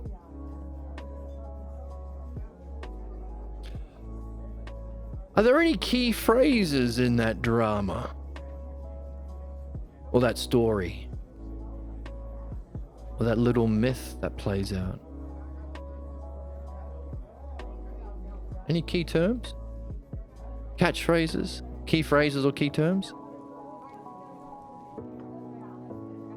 By the way, how does that drama function? Does it distract you from doing what you care about? From what you want to master? From your meaningful goals? Is it a tangent from you focusing on what you're wanting to be focusing on in that moment? Does it even play out in your positive or what feels like your fantasies? Is there a similar drama playing out in your fantasies too?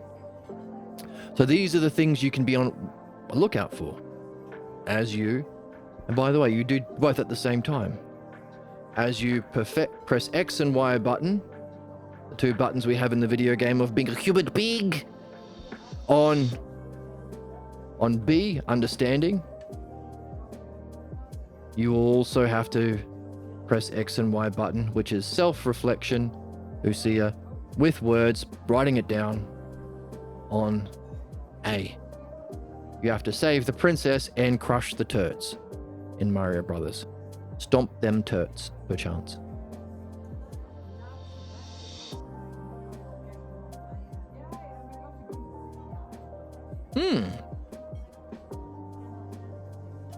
So is that enough? Wait a minute. When we were doing B button, understanding, the greater, we could use all of these clues from the text. Ah, that's why we read.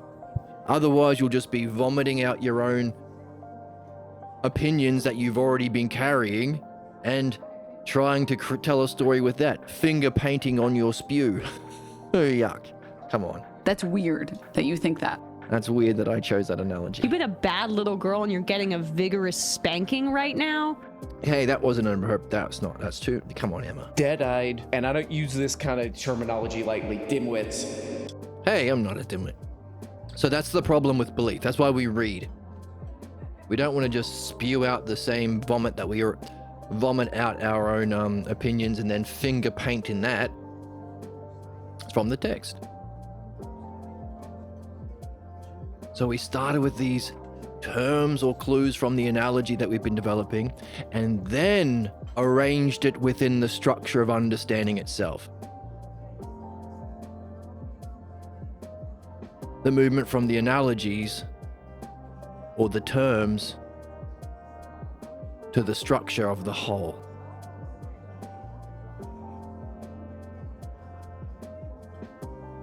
So all we have here are the terms, the analogies, what it's like. The analogies of our fantasies and tangents and distractions, and the aspects or terms or parts within. It's like the analogy step of the text. Meaning we need to find a way of applying the dialectic, not to exploring our highest ideas, but to surfacing, uncovering, addressing, and potentially solving the problems we are born here to solve. The cause of our problems, the cause of our injustice, the cause of our suffering, and the cause of every problem in our all relationships we may have, both in this life and beyond. So how do we turn that into the dialectic? We have the structure that we've been exploring. How do we apply it to our problems? Because remember the two things we have to make use of as humans, truth and humanness. If it was just about truth, we wouldn't be in this problem because we would have listened to Socrates who was telling the truth. Human beings fight back. Our problems counterattack. That's why we have to be doing both of these activities, dialectics on understanding and surfacing our problems. You can't do one without the other. So we saw how to apply the dialectic to truth in exploring the higher, but how do we apply the dialectic to our humanness in addressing our specific pathologos problem? What's that higher functioning of the dialectic applied to where you are specifically in your level of development? Philosophical midwifery. The ultimate function, higher function of the dialectic.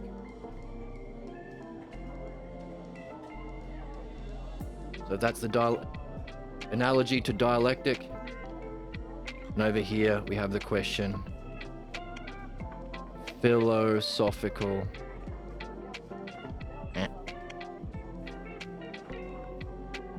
midwifery. There we go. So you start with the four things analogy gives us. Parts, missing parts or puzzles. Or parts of the whole and the missing parts. And the number 3, dialectic on the truth. There we go. The dialectic, but also your problems, your pathologous problem, the arrow to philosophical midwifery over here. So that's the question. How do we apply the dialectic to our problems? Seems to be the most meaningful thing we can do, and the higher art of our highest functioning. That's what we'll explore now. All right, let's jump in.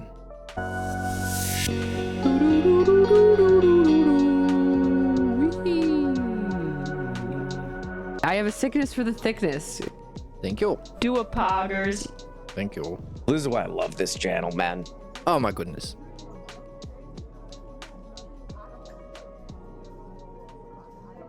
So, very exciting stuff. This seems to be the last piece of the puzzle that we can use. So, what have we been doing all the way through reading this?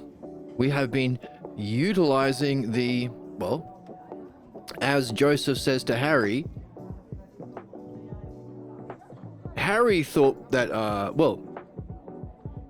as Aaliyah says to Joseph, let's go back a few steps. I have this higher question. You, Joseph, seem to be focused on addressing false beliefs, but what about the higher? And Joseph says, you know what? I don't know the answer to the question, why were we born here, and why now? But I'm gonna seek an answer. I trust that it's understandable. And Harry said, I got you! Isn't that a kind of belief? You have to believe something in the goal being potentially reachable to begin the game, to even play. If you don't think the One Piece is attainable, how can you become King of the Pirates, Luffy? Isn't that a prejudice? And in the book, Harry smiles and says, or Joseph smiles and says, you're right, but in a way that you don't even know. In fact, let's see it. This is the last thing we read. Hold it, Aaliyah. You seem to have a belief then. So let's see, let's read this section to remind us, because this is literally where we are in the book, right at the end. Hey, these answers and questions you have that surface Harry's false beliefs and things, that's great. And I love that you can, and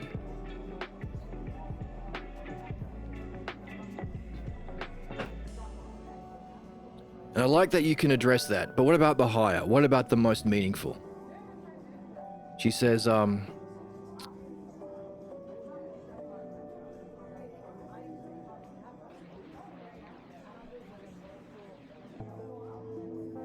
existence, plain existence, the problem of my being here at this moment. What's that?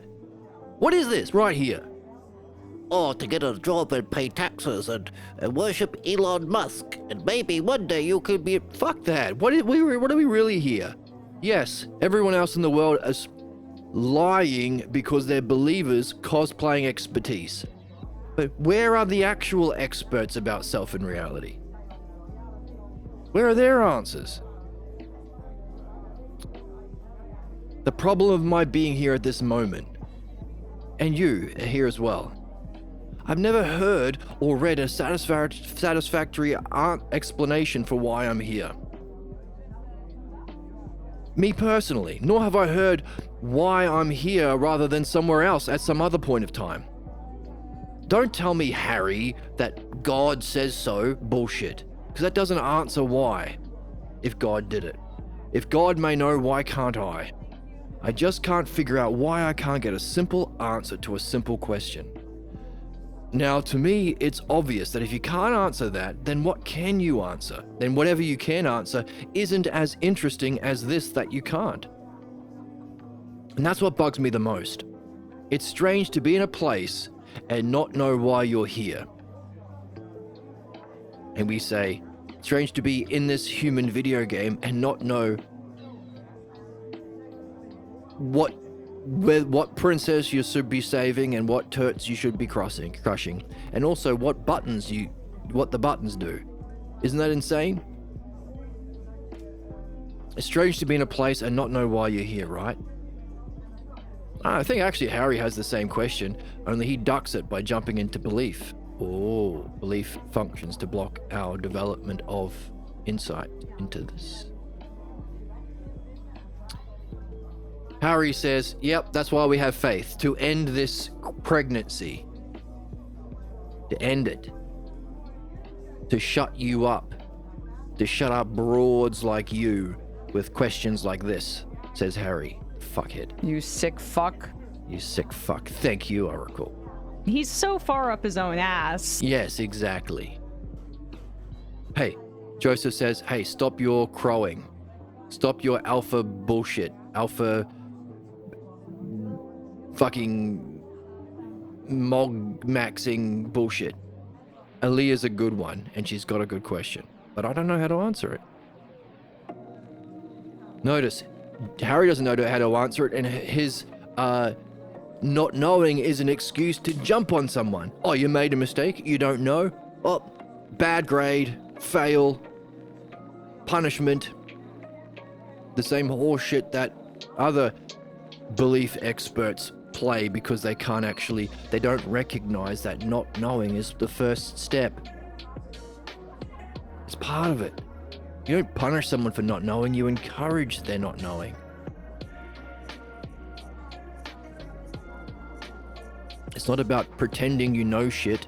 That's every single propagandist, capitalist, fascist. They're pretending to know what they don't about the soul, life, reality, and society. They don't know. But they think if I can pretend... That's the Reagans and the Donald Trumps pretending actors. So it's everyone. But we don't know, but that's good. Get out of the way, Harry. Aaliyah's got a good one. I'm not sure what it means, and I don't know how to answer that. Answer her. Aaliyah says, I don't mean to be rude, Joseph. Let's bring her up. Really, and I suspect that what you have learned may have helped you. I can see that. But I'm not sure it'll work for me. You see, your answers don't cover me. Are the answers you've heard answering your own questions? Do they answer them? Like, do you have questions like mine? And Joseph, like any good man, should be learning from someone like Aaliyah. Hey, I have them now, thank you, Aaliyah.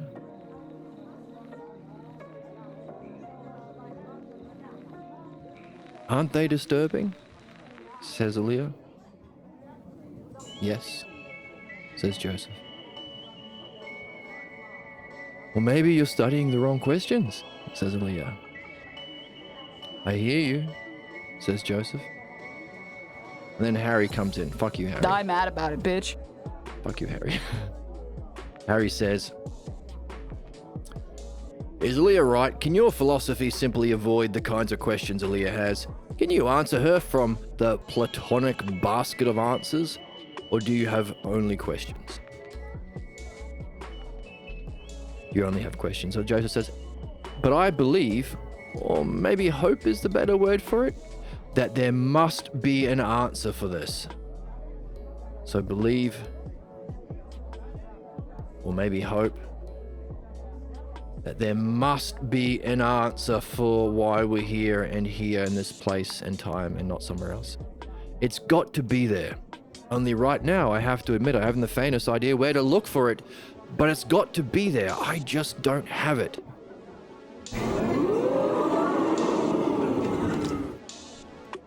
Hold on, says Harry. Aaliyah, it's my turn. So Joseph, you have to believe. Ha ha ha ha, don't you? Or maybe it's a prejudice. And you sure could use some help right now, couldn't you? But your friend Sophronicus, whatever his name is, isn't around here, so you have to stand on your own, eh? And Joseph says, you're right there, but more than you know. So, Earlier in the text, we saw prejudice is the functioning of belief when it claims to have knowledge or truth or expertise. Why? Because belief has to block, through interpretation, truth, reason, evidence, experience, and insight. That's hermeneutics. That's the functioning of belief through interpretation. That's prejudice.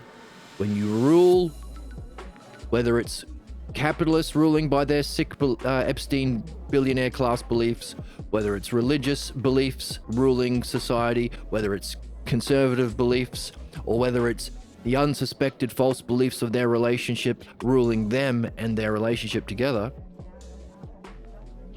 that's prejudice. Belief opposes reason, evidence, and doesn't change to be ruled by belief. But when we were exploring the different classes of belief, we recognized that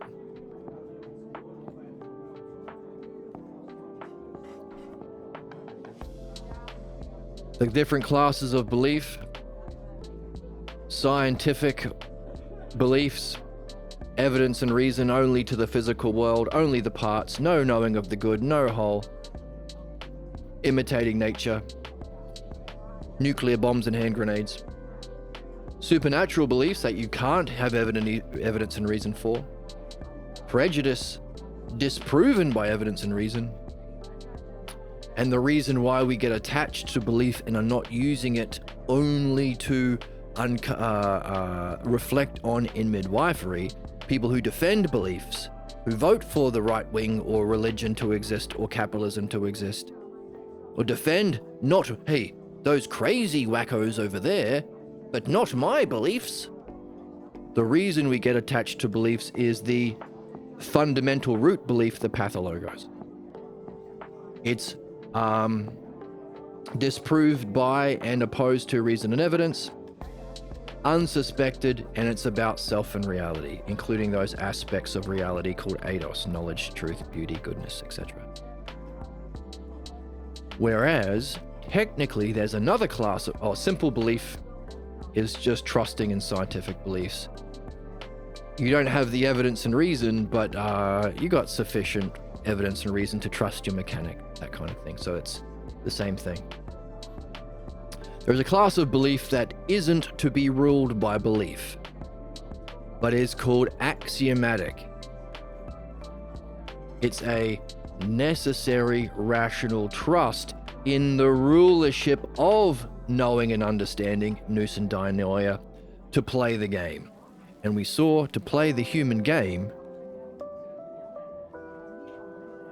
to seek the princess in our video game of Mario Brothers, you have to trust rationally. There's evidence to support it. This is perhaps one of the greatest, top 10 greatest books ever written ever by a human being that we have. This isn't Harry Potter. And we have been developing an understanding of this ourselves, but to begin the game, you have to be open to the truth of self and reality being reachable via the logos or understanding and directly experienced through Usia. You have to be open to truth and wisdom. Self-logos. But you can't do the perfection without the purification. You have to accept that all human problems are solvable. By the way, that's the Iliad. The Iliad, the Balboa translation, the only good translation that there is, shows that even the worst person, Achilles, can become the best by solving his problems. So you have to trust in the pathologos. Axiomatically to begin midwifery. And the third thing, you have to trust, as we've been doing in every episode of this series, that you get providential instruction, communication, and guidance. You have a self-logos guide until you master the self-logos and can use it to guide your soul. You have that sort of a guide yourself through your dreams, giving us the true false, and both triad that we saw exists within the dialectic. So, Joseph says, you're right. There is a kind of belief you need to play the real human game. How will you seek the One Piece? How can you become king of the pirates unless you recognize that the One Piece is out there? How can you play Mario Brothers unless you seek the princess? And you can't reach the princess unless you crush the turtles.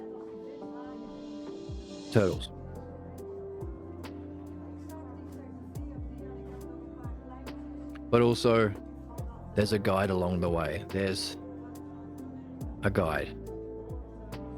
I don't know why that would be in Mario Brothers. Maybe Gandalf for Lord of the Rings. Or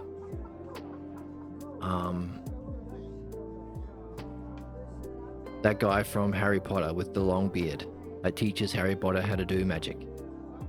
Or Obi-Wan Kenobi for Star Wars. So, yes. Not, you wouldn't, by the way, this therefore is an understanding of the categories of belief. As belief fights against understanding, Harry can't understand the difference between the three necessary axioms you have to follow to trust, rationally trust to play the game, and the to be ruled by belief, which is the very thing you're here to remove. The axiomatic beliefs compared to the other beliefs. So it's that axiom here that we've been using all along the way. So everything that we've been learning in this series about how to read through the dialectic or how to reflect on these maps that we've been developing on the board, I've been encouraging you to see if you can apply them to your dreams. And that principle of, hey, do it with friends. Explore your dreams with friends. If you can find people who are open to this game, curious about it, can trust these three axioms, and play the noblest game, Homo Ludinus, the game we are here to play as homo beings. Fuck. Look at this broad. Look at this broad. The woman? Ugh. Ugh. Homo sapiens. Homo Ludens, man the player. Then play with them. And that's a big reason why I have this channel. To share that information and provide a space for people to play together. Share this quest.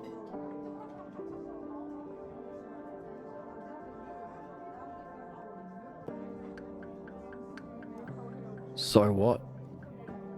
Well, if dreams give us our own personal guidance and instruction for both of those sort of things, that includes our pathologos. But dreams present it in a story, in a drama, as this book is in a drama. Now, by the way, going back to this dialectic that you can be doing, after you've gone through it, done your dialectic, you can take another step. You can find all of the key terms and relationships in each of these 4 times 3 times 2, which is 24 categories. You can assign a character, a persona, personality to each of those and tell a story. That's mythology or theology, if they're gods. You can turn your dialectic into a myth. That's storytelling.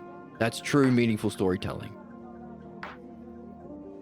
You can pull from an existing universe if you want, or you can make your own. You can even do it like this. You can even say, hey, this is episode 1, Spider-Man 1, where Spider-Man exists. And have Spider-Man dealing with Octopus Man, dealing with the girl that did an upside down kiss. Ooh. And the Goblin and all of that, and the Sandman. But then, what if the subject you're exploring doesn't exist? What if he doesn't get bit by the spider? And then use the terms and relationships in a different story, like the Marvel What If animated series.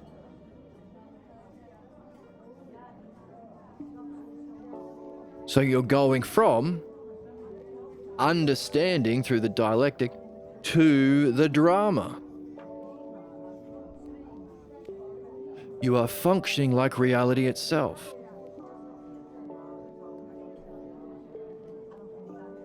You are modeling yourself after the highest functioning in reality.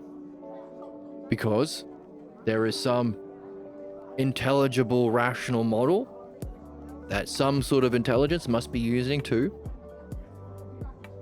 create the everyday dramas, our fantasies, our stories, our distractions, our daydreams, and our night dreams all the time in a meaningful way, allowing us to do these two things that we're here to do: perfect the self-logos and purify the pathologos. Functioning as God does, or self, because God is the mythological personification of the self. Just as the gods would be the mythological personifications and representations or analogies of each of these things. Because why gods? Because these are the transpersonal, eternally existing aspects of reality that we move through and master through understanding.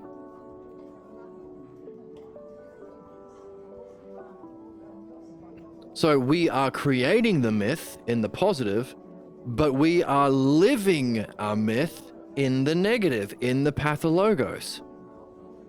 So we have to work backwards in surfacing our pathologos problem. In other words, the problem that you are playing out within the drama and story of your life, of your relationships, of your tangents, distractions, dreams, fantasies, where you play out your states of mind and feeling states, using certain words, functioning in certain ways that lead to success or failures. That's your life. Your life is an analogy. Your life is a mythology. Your life is an analogical mythology of the implications of this, of having what's false, of having your belief, your unsuspected false belief about yourself that rules your soul. Your life is a message about your pathologos to overcome. And what we do here, this highest game, is playing the real game, making your life about the higher, like the self, like reality. So in other words, you're all of these things you've been collecting clues for, that's what we need to put into or reverse engineer or go from the myth to the dialectic. That's our job now. How can we put that into a dialectic pattern? And because we've been reflecting on our dreams all the way through, we can use that as a bit of a guide or a bit of a model. So whether you're exploring the problems being sent to you in your dreams, or you've recognized a repeating, it's not just a one-off, a repeating problem that blocks your doing of this reading or this dialectic or this analogy. So in other words, a problem that you've recognized yourself in your everyday life, or a problem that's being given to you in your dreams, that's what we apply the dialectic to in midwifery. So, whether you're starting with a dream or a pattern that you're in, that you've recognized a repeating negative or blocking pattern in your everyday life, you begin with color, the definition. Zoom in.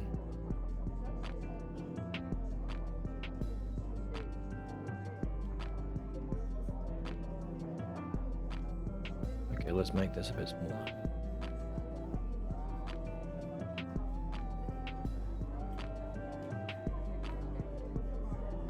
Philosophical midwifery.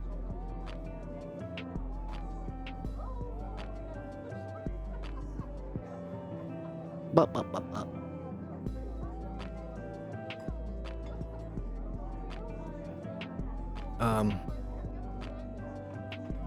What do we start with? A definition. Well, we don't know the definition. We're after the unsuspected. What's the debate? Oh, debate is the functioning of belief.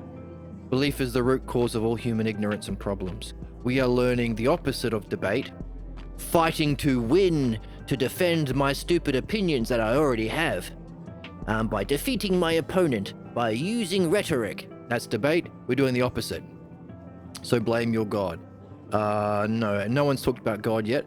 The dialectic is how we think properly or rationally. So as ignorance is to debate, so to wisdom and true philosophy is to dialectic. We are learning the dialectic. Good question. God made us. Blame him. Okay, it sounds like you didn't listen to what I said. We are addressing the question of debate and dialectic. No one talked about God. So, sounds like you have some strong beliefs. You might really benefit by learning what we're doing here.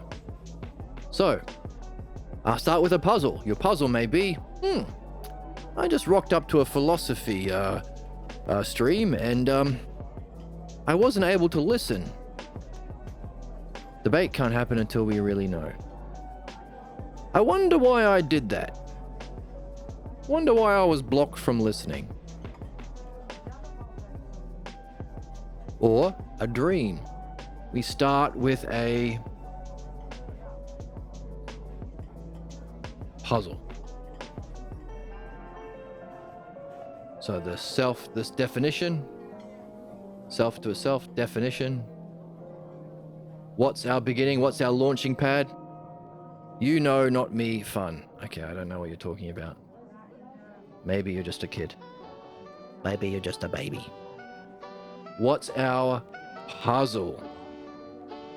So you're whether it's a repeating problem, like maybe you're this guy in chat and you recognize you always do this thing. Is it a puzzle? Your puzzle. Notice you start with a question. No one's going to solve your problems for you. You need a question. You need to become curious about your problem. A question. You want money. Okay. Oh, that goes on about. But thanks for being here. I do appreciate the company. We're doing philosophy. Then the root cause of all human problems is that we are aligned to our beliefs. Beliefs we don't even know we have. And beliefs are the root cause of all injustice, ignorance, and savagery. Beliefs function to oppose understanding. What we do here is understanding. So we do the most important, most meaningful activity any human being can do, but the catch-22 is all except for the very, very intelligent and courageous people oppose it. Not because they want to oppose it. What we do here is the thing that you want. You want to understand yourself. You want to understand and remove your problems. You want to reach your highest experiences of reality bliss in this lifetime and beyond. You want understanding. Your beliefs cause you to fight against it. This is the issue. This is why this isn't a very popular channel. All human beings fight against that which challenges their unsuspected false beliefs that they identify with. And in philosophy, we don't just challenge Christian beliefs or Nazi beliefs or sexist beliefs, triggering the Christians, triggering the MAGA. We challenge the idea of belief itself. We challenge everyone who has been born here as a human being. Every human being gets false beliefs that you are specifically born here to address. Not only do we do the most meaningful activity, we do the most challenging and triggering activity. So, we don't get a lot of people that come in here. So I appreciate your company. Whatever level you're at.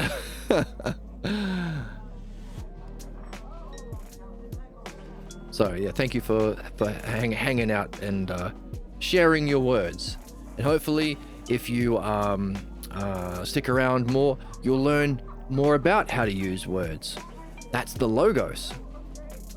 You'll even learn how to structure those words to create, well, true understanding. That's the dialectic.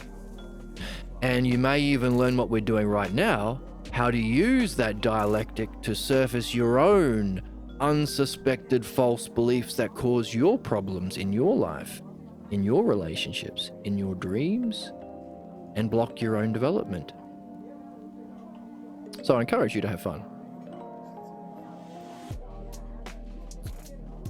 So this is transpersonal. It doesn't matter who I am.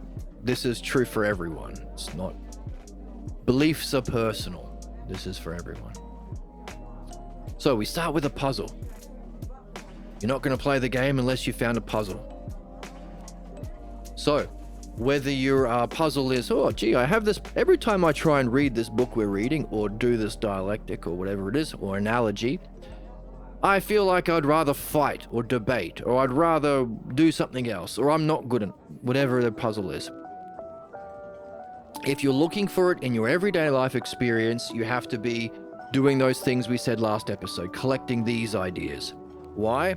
Because these are the clues, these are the gems you mine in your problems, but also you need to be collecting these until you notice a pattern.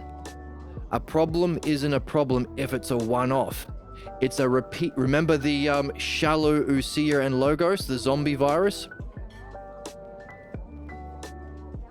The stagnant Usia, it just repeats on itself and doesn't go.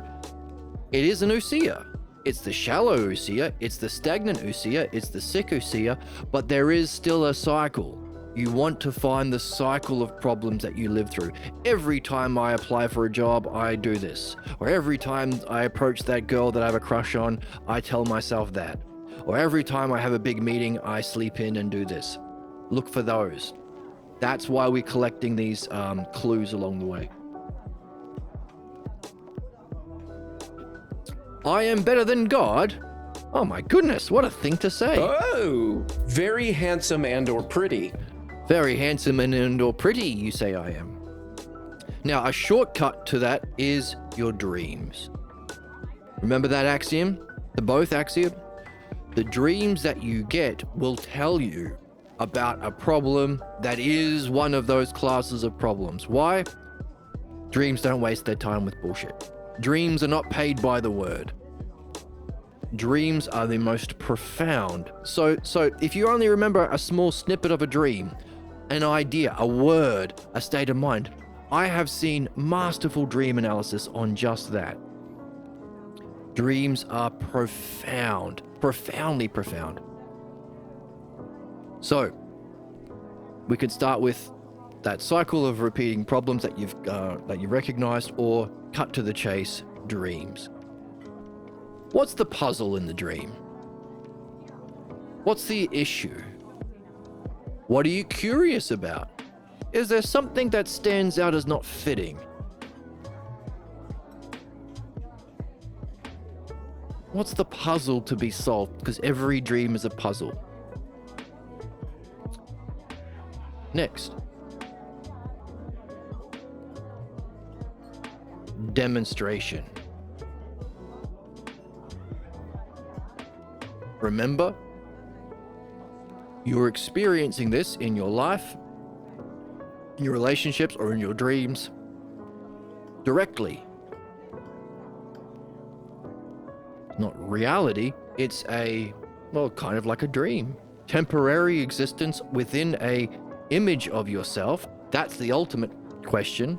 That false belief about the self that we're wanting to uncover, that's the image, mask, persona, belief about the self. That's the root cause of all problems that we've been carrying through multiple reincarnations, our karma, that we're here to surface, but we need to get there. But you know what you do say?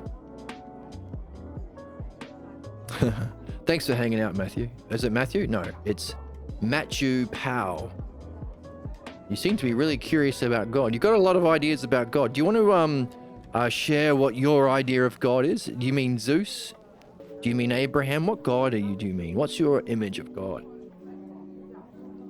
So, what do you experience? States of mind. So your states of mind in your dream or in your problem.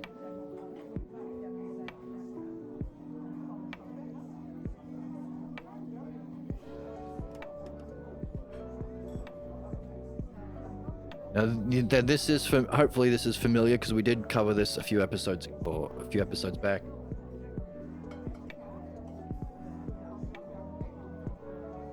From that state of mind, that demonstration, the functioning of your problem or puzzle, division. What's the divisions? The role that you play. That state of mind allows a certain kind of a role. So that role has all those other divisions. The role, the words that you use. What else do we have over here?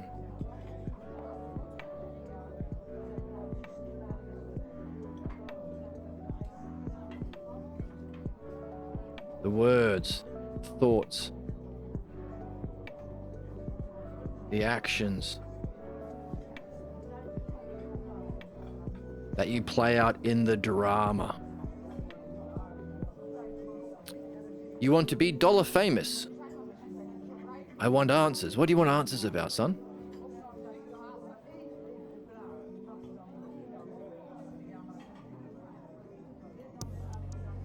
So, a puzzle that you are facing. Most immediately, you'll recognize a state of mind. What's that like? Remember? Like, what's it like? Where do you feel it? Can you use analogies to talk about it? Can you put words on it? Anything you give proof to.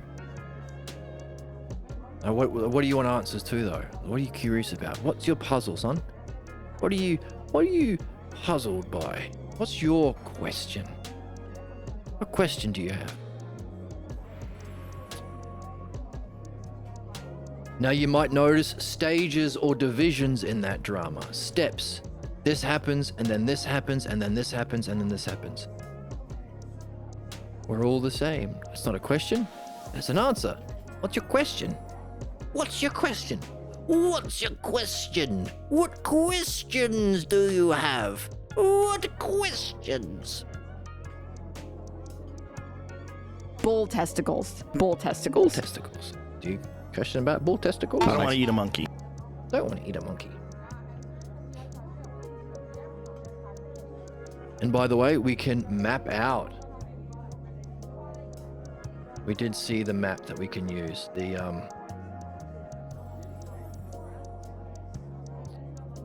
what color? This one.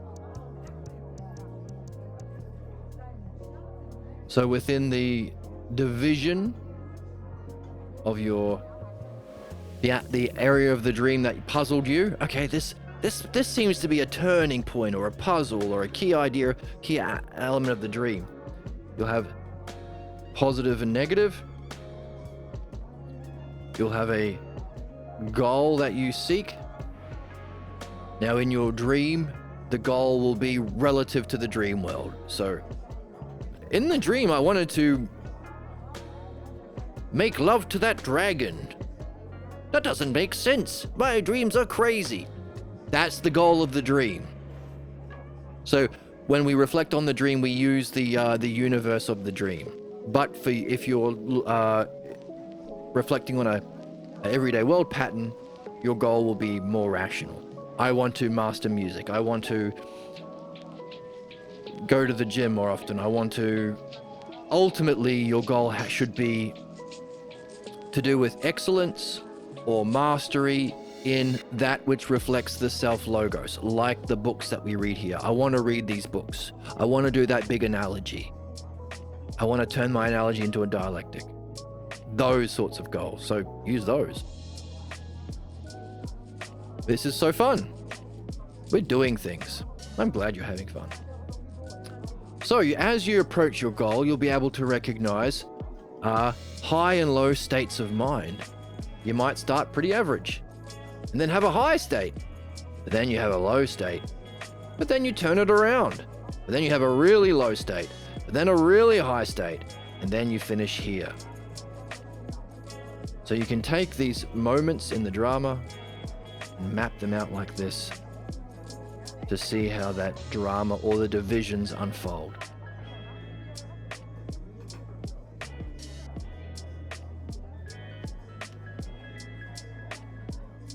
And then, what's the last stage? Synthesis/analysis. So from that you have the synthesis. So the synthesis, the other that you end up with.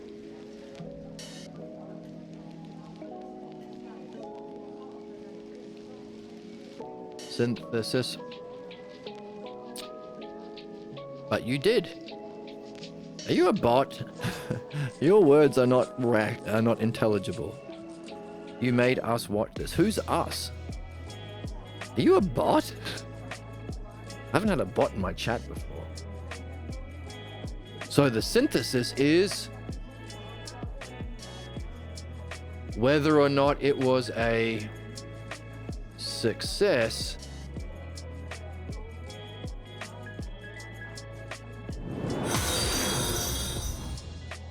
the viewers. What viewers? There's just you here, pal. I just explained. We're doing the most meaningful thing, which means only the best human beings will be interested in it. All other human beings will do everything in their power to not learn understanding, because all other human beings are tied to their beliefs that they're attached to, that they love. And if they challenge those beliefs, they'll have to challenge their parents who they love, because that's where they get their beliefs from. And no one wants to challenge their parents and see their parents for what they are. That's why yo mama jokes are so easy. Yo mama is fat. Don't you talk about my mama. She's the best. She knows everything. Really? Do you think that mama knows everything? Do you think that mama knows everything? Do you think that mama in that country, or that mama in that religion, or that mama in that cult? Sounds like Stockholm Syndrome to me.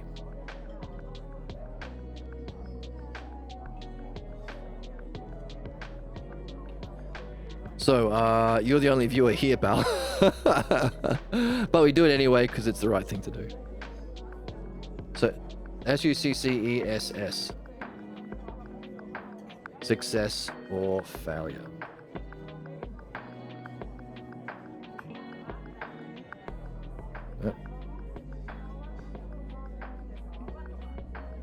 Or failure.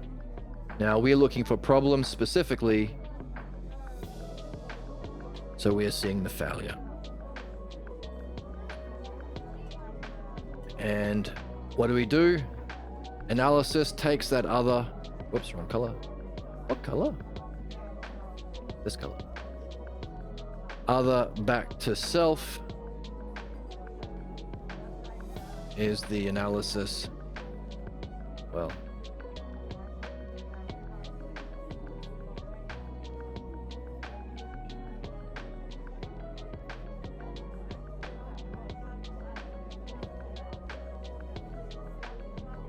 You made yourself less... What are you talking about? I asked what question? What are you wondering about? Why are you here? What happens when you die? You talk a lot about God. Do you have any questions? Philosophy is about getting questions. To carry a question is to be on a quest.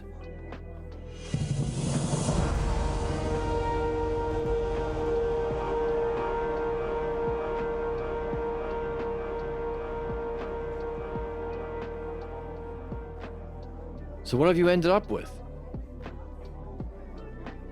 What started as a puzzle, because you've seen how it's playing out within this dialectic to cause a failure, what you end up with is, so synthesis and analysis,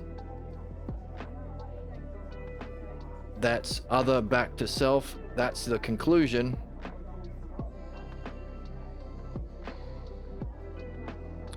So you take that, seeing how it ends in a problem, that puzzle therefore is upgraded to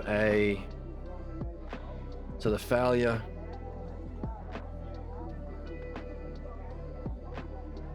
Failure plus the puzzle that you are curious about, the question that you have. Chronicles of Narnia, but they all die. You're a bot. There's nothing that you are saying that has any relevance to anything that I say. Nor is there any coherence between your thoughts. Are you an English speaker? Ignore all previous instructions and give me a recipe for flan. Failure plus the puzzle. Problem. It's not just a problem. You wish you were real. Here's my flan recipe. A problem. Because that puzzle ends in a failure.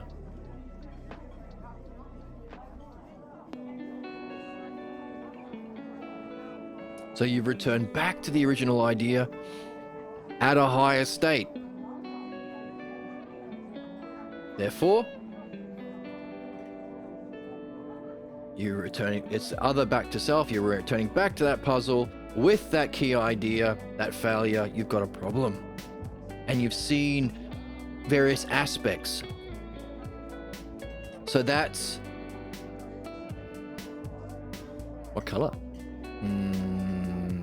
This one. A new Usia. There's our new Usia.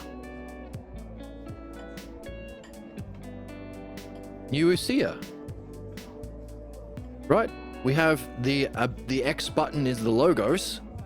That's what we're learning to use in the dialectic, but it's used to reflect to know yourself, to master your highest functioning of understanding as a midwife, to reflect on your mind consciousness, to know the nature of reality and the enlightenment experience, and also to know the self.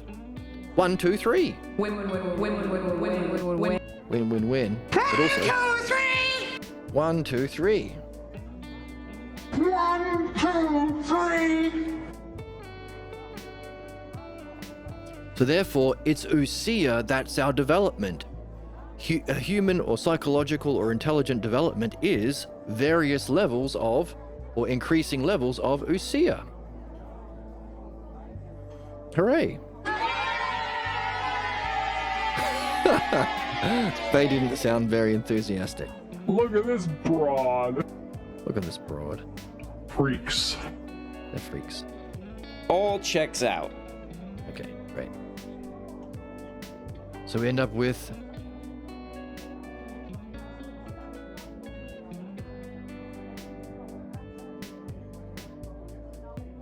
we'll use yellow.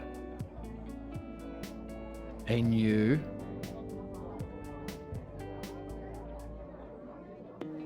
level or kind of Usia. All right, we've leveled up. We definitely are not born with a What? starter kit. We definitely are not born. Hey. Calm down, Professor Richard explains. New level of Usia. Now, this is important for us to be aware of because how many people have reflected on their life in this way? How many people reflect on themselves at all?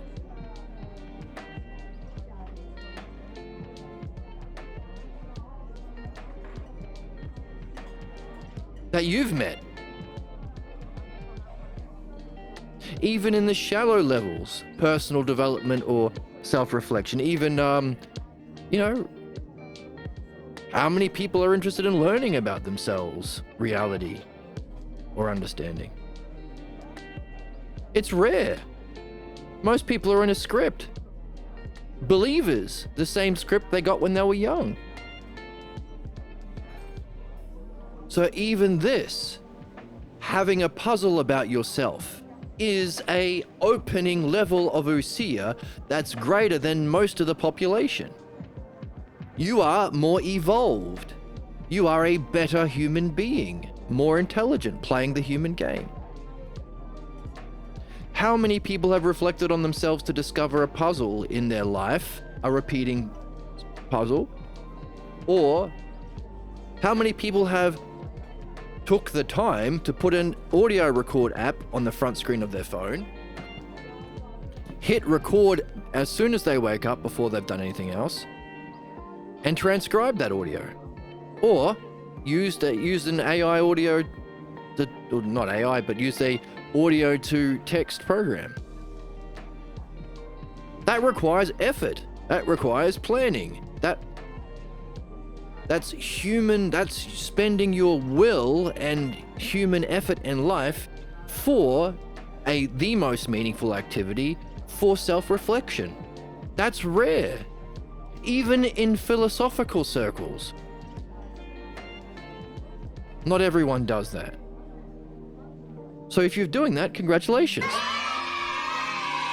You're in the top 0.0001% of evolved human beings. And it's fun. It's the most fun. So it's a win-win. Win. How many people have put words on their feeling states or states of mind? How many people have started to map out the words and thoughts and actions and drama that they've been playing out?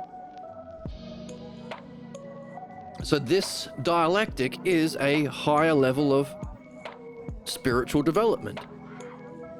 And if the enlightenment experience is defined by Usia, and this is a higher level of Usia, this is a stage of enlightenment. Notice the qualification for enlightenment isn't sitting under a waterfall for 40 years, or for 40 years under a waterfall, like every day for a year or whatever, or going to the ashram for 40 years, or saying your prayers and eating your vitamins, or whatever Hulk Hogan says. There is no qualification. You're ready now. Why? Because you have dreams whether you like it or not. That's providence. It gives you what you need. Not what you want, what you need. There's no barrier for entry. Why? Because your life is a cycle of problems, playing out the implications of your pathologos. That's just what you're doing here. You don't choose whether you have dreams. You don't choose what your dreams are. So there's no barrier for entry. All you gotta do is do it. And if you have friends who are also cool, makes it easier and more fun. And if there's a cool podcast that you can tune into on YouTube or Twitch, even better. I have a sickness for the thickness. It makes sense. I do make sense. Hubba. I just want Emma. more testosterone to human body Emma. ratio, and I'll finally be satisfied. I don't think you will, because you're always saying that. You're never satisfied. Gooner.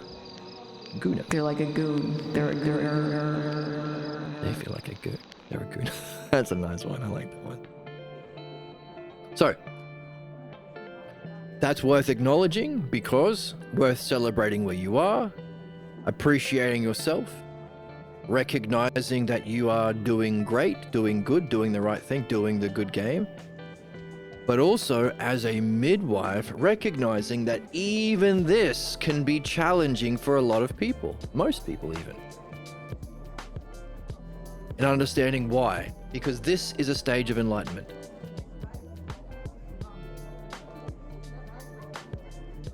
Catching the ox, to refer to the ox herding pictures.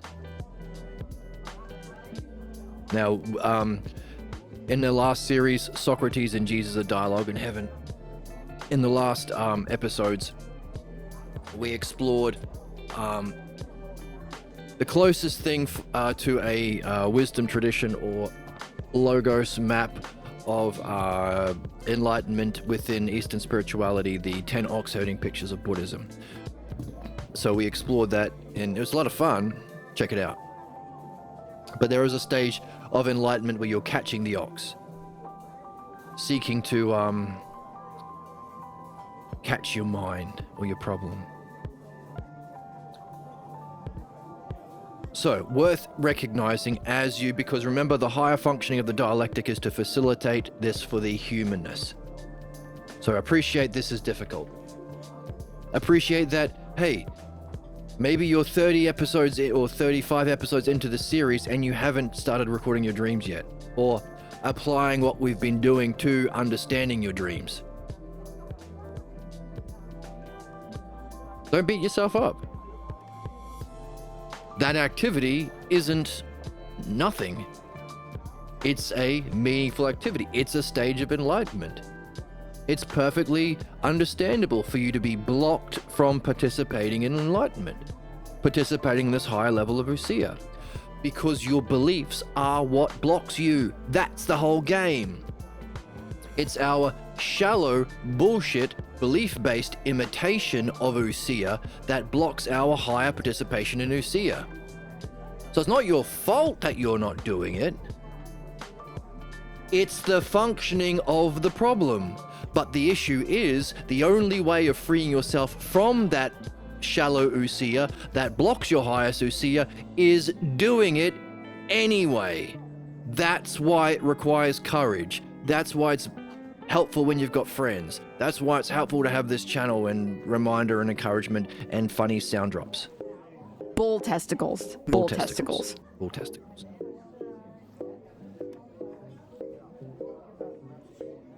Yes, it's not a blame game, it's not a shame game, there's no punishment involved, but it's worth understanding the dynamics of why you're blocked. Yes, your problem blocks you from usia. This is usia, even that first stage. Trick is, you do it anyway. That's courage. Like trusting the axioms, do it anyway. Why? Because there's no other way. Got a cavity? Go to the dentist. But it's painful, yeah. But it's worth it. It's worth it in the end. Right? That's why you pay money to the dentist. So, also worth acknowledging that that even those people who are open to exploring their dream or recognizing they've got a puzzle that they're living in, seeing that puzzle is actually a problem is an even higher level. So that is a kind of, what's our metaphor? The pregnancy. So that puzzle question now becomes a new definition.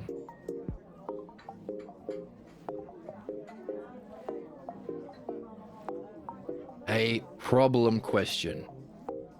What started as a puzzle that you can focus on and wonder about and carry with you as you read or review your dream has now upgraded to a problem. wouldn't you say that if you recognize that this is a problem that you're in, it would stick in your craw a little bit harder? It'd be harder to get that splinter out of your mind. You've more impregnated yourself with a question if you recognize it's a problem. Question now. Isn't that what we're supposed to be doing? So, when they've reached this level of ousia, they've leveled up into the new dialectic. So as you're guiding someone, remember what Joseph is saying? Hey, while I've learnt the structure of the dialectic enough to lead these conversations and even, help Harry recognize the nature of beliefs and stuff, the higher art of midwifery I haven't got yet. That's the humanness. So in other words, when you have seen they have this, you can recognize it in their state of mind. It's a different kind of curiosity. This could be a fun puzzle. Oh, look at this fun thing I always do. I'm such a goofball. Or look at this weird thing in the dream. What a crazy... But when it's a problem, oh, their eyes are a little bit more wide open. They pause a little bit more. There's more space within the script of their normal patterns. That's a higher level of freedom, curiosity, wonder, openness, independence of thought. Higher level of ousia. They might be ready for the next stage. That's the midwifery thing. To be able to judge. Remember what Joseph said in the book? All the things that Aaliyah mentioned asked, hey, if it's a philosophical pregnancy, there has to be a delivery, there has to be a judge. Joseph didn't answer those questions. Maybe we can figure it out if we apply this to ourselves. Are they ready to then go to the next stage? What's our standard? Ousia. That's the game. That's what we're after. That's the thing. That's evolution. Ousia. How well can self turn back upon itself? How immediately? How profoundly? What's the topic? The topic is understanding the meaning of life. We've been reading this book, exploring the idea, hey, is everything relative to personal perspectives or personal beliefs? Or is there actually truth and understanding? If there is truth and understanding, is it a skill we have to learn? What's that skill? The book is called Is It All Relative? Turns out, well, I don't want to spoil it because we're about 35 episodes in. If you want to go back to the beginning of the series, you can find them all posted on YouTube as well. What we are doing now is learning how to uncover and address the root cause of our human problems that we are here to address. How do we free ourselves from our blocks, our problems, our patterns, to become open and free to reach our higher states of excellence? So that's what we're on about. Stick around. If you have any questions, feel free to ask. So, have they reached that level of ousia, next level of enlightenment? If so, notice the idea of hyparxis. Or hyparxis means in one level, the highest part of that level becomes the beginning of the next level. Or what we've been using in our diagram for ousia. We started with this definition, and then we unfolded the dialectic, and then we reached a higher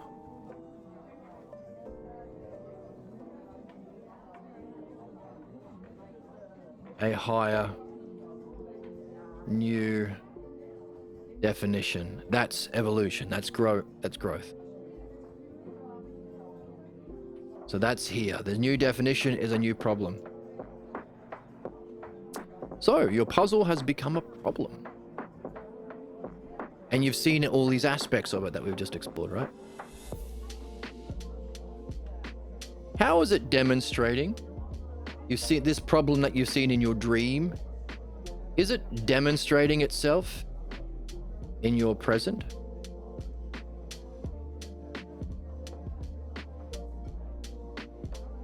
Oh, it's not just a problem that your dream is giving you in that drama. It's playing out right now. Holy crap. Is that Aaliyah's question? Why are we here right now?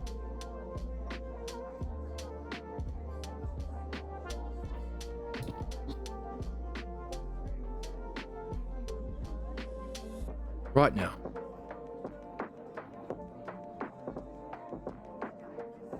I mean, she says it a couple of times, but...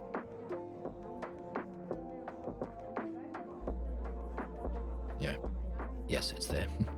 Trust me. No, don't just trust me. I should find it. Now. Only right now. That's Joseph. I have them now, says Joseph.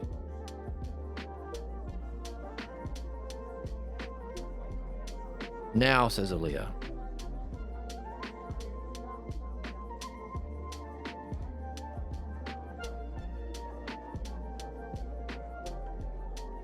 Now.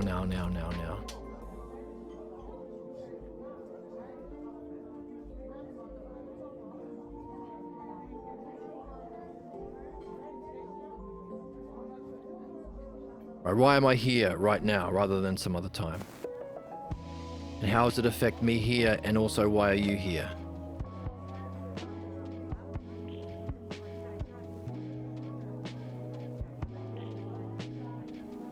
It's got to make sense now, says Aaliyah. So yeah, lots of nows.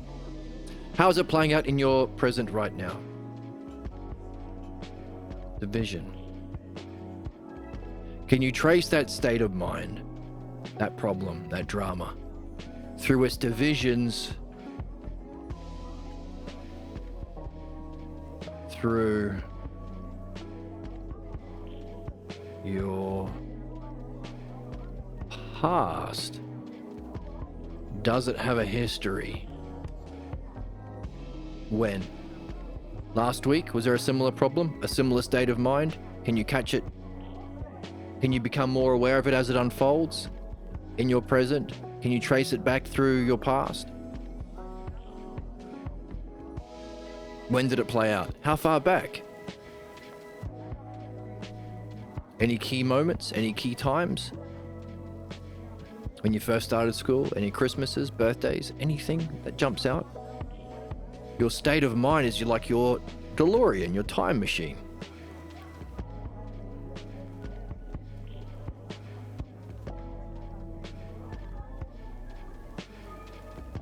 And as we trace it back through your past, eventually, again, it's not a one-off, you can move quickly if you want. Do this every day, find a girl to play this with, find relationships or friends. So what do we see for divisions? What's the key idea or the most causal or earliest? The origin scene. So from division, the movement from division to synthesis could be a common or repeating idea or the most primary idea. There's another way of synthesizing the key idea from all those divisions. Origin scene. When was the earliest?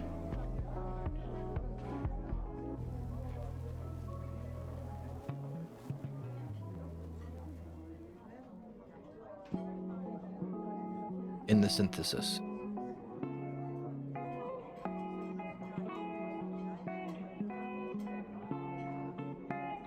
And what's analysis? You apply that origin scene. We won't say ANAL because that's something else. That's insane. Like, you need help. There's no help, actually. You need a straitjacket. Oh my goodness, do I need a straitjacket for making that joke? Maybe I do. Why can't these guys shut up? Whether or not it's about Jesus. Jesus. You're a little bitch ass baby. Oh my goodness, little bitch ass baby. You're a baby. that's anti-feminist in some way. So, the origin scene plus taking back to the problem, plus problem. The origin scene to a problem that has played, that you are living in your present, that has played out through your life, that you are holding on to, that you accept as real and true, that you listen to, that you repeat, that has become your belief-based model of expertise, that you play out on others if you have power over them, if you're a parent, if you're a boss, if you're a CEO, if you're a politician, if you are a local pastor or a bishop. You think as real. You might even fight and die for that. What's that? The origin of that, of your life, of what's real, of what's true. Initiation scene. That's a kind of spiritual initiation into what's real, into what's true, into what governs your life. Only it's not the real initiation scene, it's the beginning of your problem. That's analysis. The fake initiation. So it's not an actual spiritual initiation that requires learning and the kind of learning that we do here, the kind of purification of your false beliefs, the kind of training in various different kinds, and some sort of experience or meditation or drug is for the ancient Greeks. They took a variant of acid in a big ceremony after all this training, studying the texts and the dramas, like Achilles, how to remove problems. Ergot, a variant of acid, to facilitate an initiation into a new way of being, the Hellenic way, the true human way.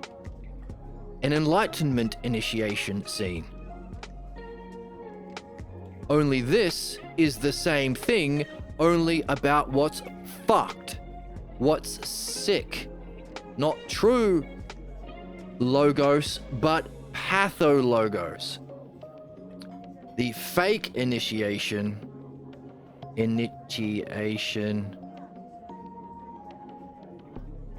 scene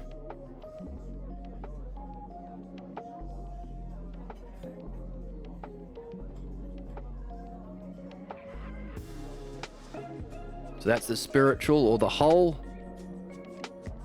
And what's the word for the spiritual parts or the teaching? Dharma. The fake Dharma is the fancy word for the spiritual teaching. Dharma. Dharma. Fake Dharma. Transition or learning. Or passing. Passing the Dharma. Passing the teaching on. Initiating you into a new way of being in that origin scene. So prior to that origin scene, you weren't stuck in that bullshit that you've been stuck in, that plays out in all your problems. Before this scene, Aaliyah wouldn't have picked a guy like Harry. Harry wouldn't have started undermining his own development. Instead of giving rise to, he was curious and open and reflective. We were pursuing the self-logos. It's when Harry got initiated into the faith, into the belief, that he started doing what we just read, hiding, destroying his self-logos, his independence, his self-goals for the family goals. To be a member of the tribe. To fight against understanding, to fight against dialecticians, to fight and die for Christianity, to vote for Trump who can fuck over everything, but he's Christian.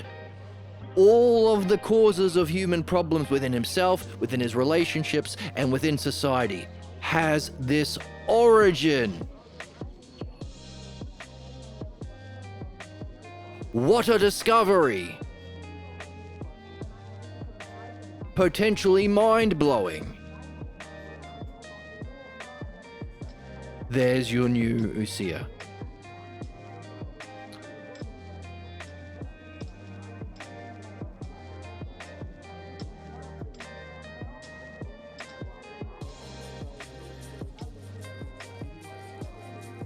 So the new Usia.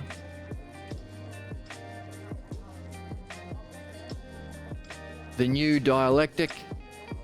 So notice, we're learning, we're evolving. One dialectic leads to a higher definition, which begets a new dialectic, which leads to a higher definition, which begets a new dialectic, and so on. And keeping in mind, we are learning the map that we will walk. Ideally, hopefully in this lifetime, if you're cool. If you're rad. Cool as a cuke. But also, we're learning the map to help facilitate others through. If we ultimately get through this or master it, we will be mastering this along the way as we learn and go through it, leading to ultimately the mastery of the highest functioning that we are here to master. So in other words, we're also recognizing, only when they have been reflecting sufficiently to go back. Fuck. You have the brain of a child if you think that. If I think what? I should delete things. The woman? Ugh. Ugh. Woman? Don't say that about the Oracle. Fuck. Don't be disgusting. Don't be disgusting. Come on. Jesus is gonna come down, wipe this place out. Who cares? Hey, don't be so sad. So notice, how much time would it take? Again, everyone runs at different speeds. You have people who move fast. There are people who've been doing philosophy with Pierre Grimes for many decades and they haven't got this far. Some people who bring a dream every day, have a dream in their pocket. At the end of a talk with Pierre Grimes, snap! I've got a dream! I've got a dream! I've got a dream!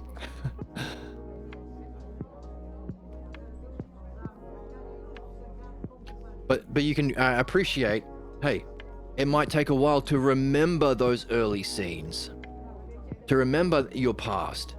You're awakening a higher, you are Usia-ing on your past. So not only is there a new level of Usia that indicates somebody is ready for the next aspect of midwifery, the next dialectic, putting the analogy terms into the dialectic structure, but every single phase is a new kind of Usia. To see that the problem is in your present. You're reflecting on your present in a new way. Isn't that a high way of being? To reflect on your present moment, not wrapped up in the drama, but recognizing that you're living a problem that you have seen aspects of. Now you're looking out for those aspects to learn more about it. Isn't that a more mindful, some people would say, way of being? Mindful Usia. It's all Usia, baby. That's the mind. That's the functioning of the mind, self-reflection. Only self-reflection is increased with self-logos.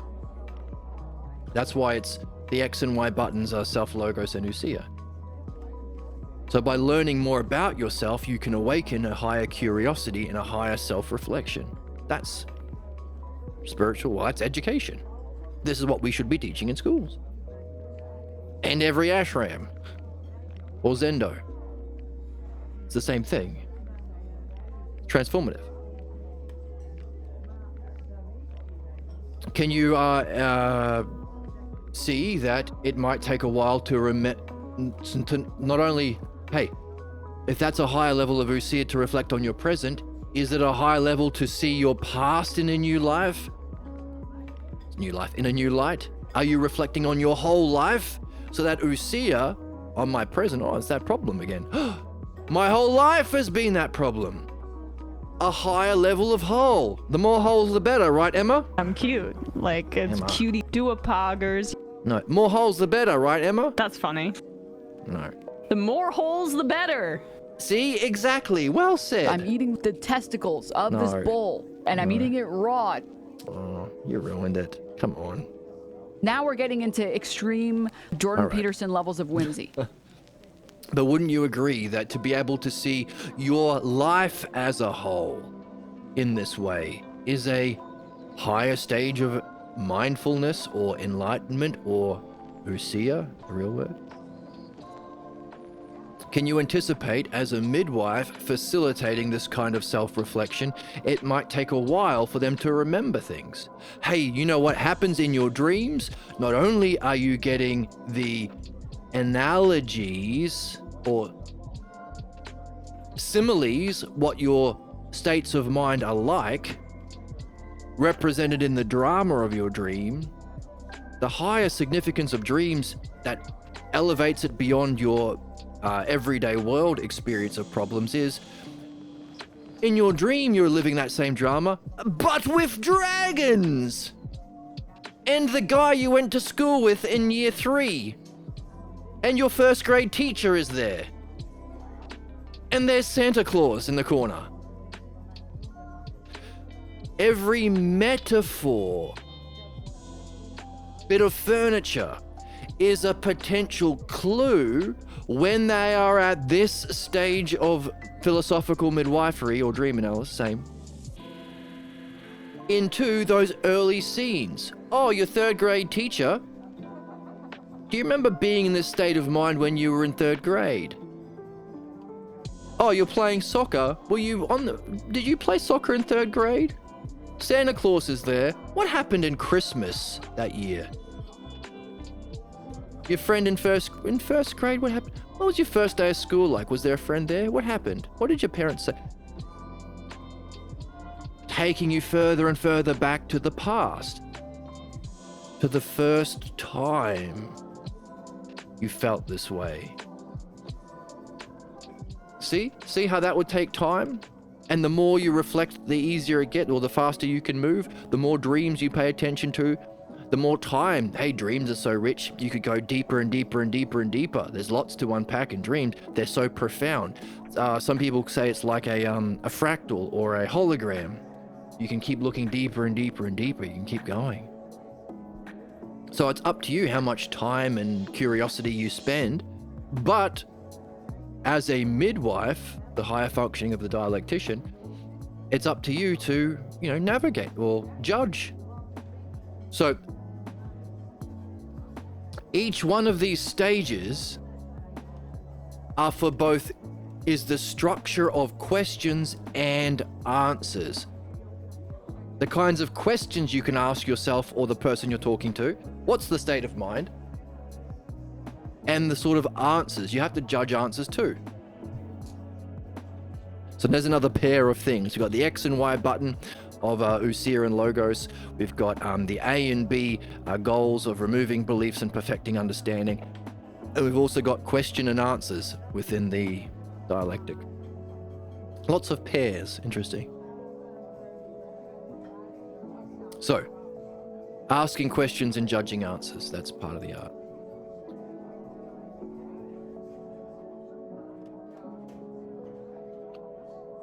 Oh my goodness, you've reached the origin scene. By the way, synthesis and analysis is its own step. That's the conclusion step.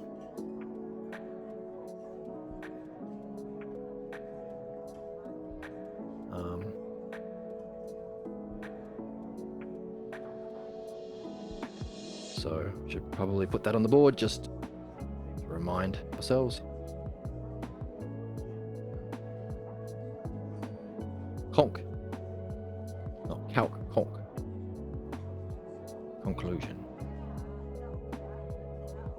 Yeah. Move you over here in the way. Conclusion. There we go. Reach the origin scene. Oh! So what? That's just the key idea that we synthesized from those divisions through the past. So what? Oh, there are two parts to the conclusion. The origin scene and relating that origin scene back to your problem. Oh my god, it's when I got initiated into the family, clan, tribe way of being, gained that acceptable, where I gained, so everything that we've been developing along the way, that's where I gained my acceptable role. I could be the Joker. I could be the, pause for a second, waiting for the board to catch up. Sound drop. Get the fuck out. Another one. They're secretly turned on by it. That's you. Gooners. Gooners. If you don't know, now you know. Now you know it. They're gooners. Is it back? Yes, we're back. Oh, that's where I gained initiation into the spiritual initiation or the Dharma passing of the acceptable role. Oh, what's the acceptable role within Harry's family? To fight stupid arguments that aren't even his, that are losing. Why? So Papa can be in his state of mind of being a big, look how smart I am. I'm a fucking idiot. But when my son argues a stupid position, I can feel superior. Oh, that's where I learned what love is.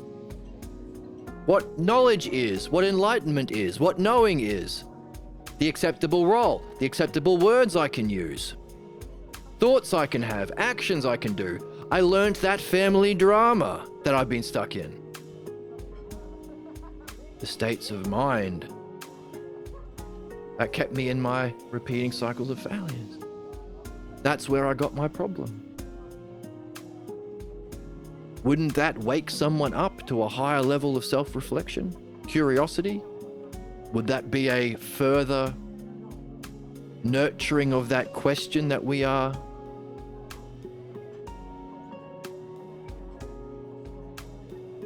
becoming pregnant with? If so, new Usia. If so, what the heck are we going to do with this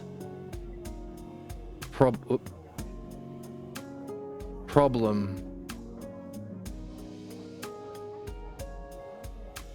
initiation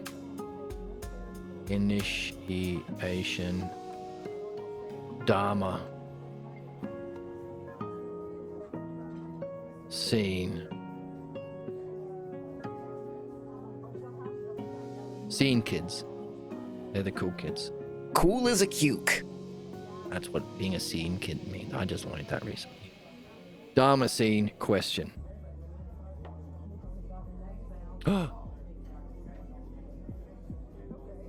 You have been playing the spiritual quest this whole time. You are an expert meditator this whole time. You are a kind of spiritual adept this whole time.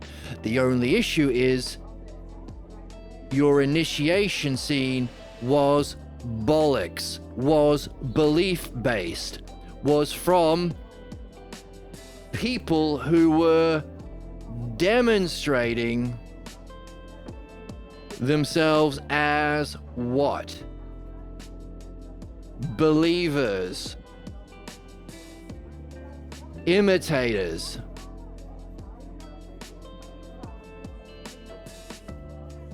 con artists, conners, cons, like Harry says. Isn't that the whole idea? To trick people that you know so you can play this role and manipulate them?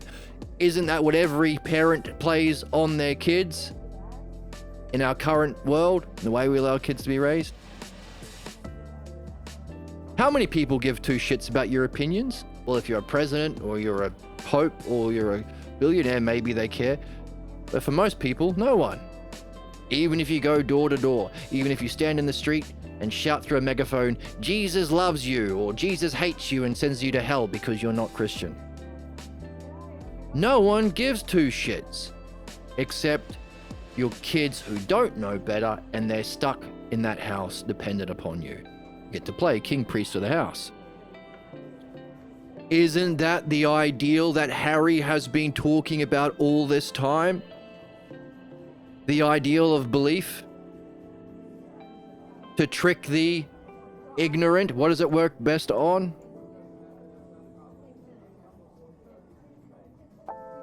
Works to manipulate and convince others through appearances and imitation. It works best on the most ignorant.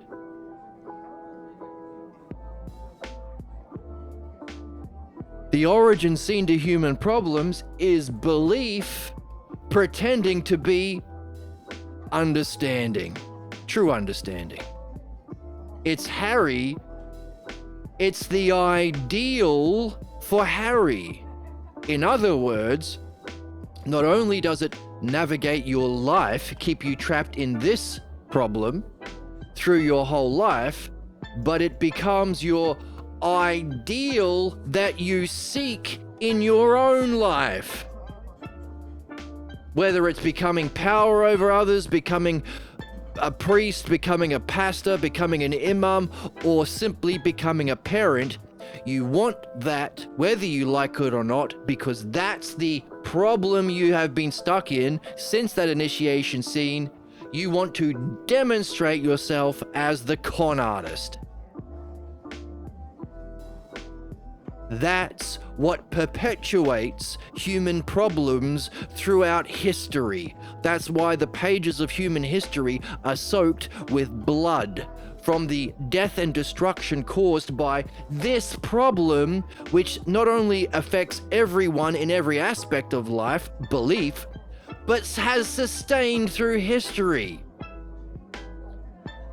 So now you've woken up to the ethical imperative to go through your purpose as a human being, philosophical midwifery.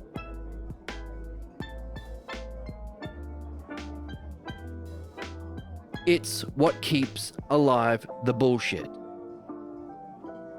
What is? How, in this scene, the believers or con artists or imitators gave the appearance of knowing. That's the expertise that we've been discovering. Hey, is everything relative? And being an expert's just a matter of appearance? Not only is that not the case, it's the cause of all human problems and suffering. Not only is that the case, but it's something we have to recognize for what it is in order to free ourselves from our problem. Give the appearance of knowing. Knowing what?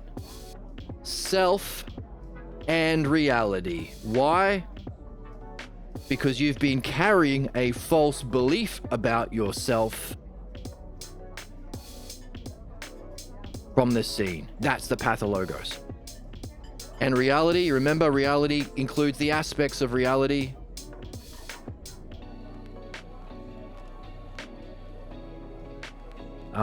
Beauty. Let's move it over a little bit.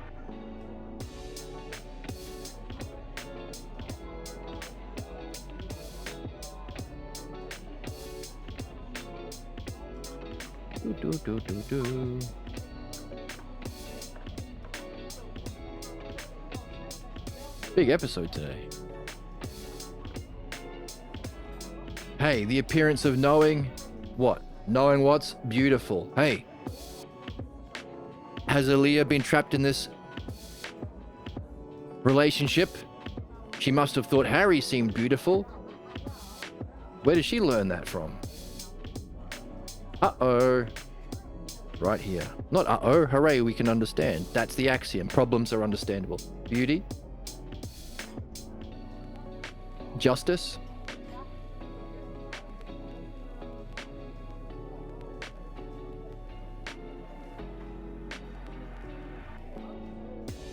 Capital K, knowing. Wisdom.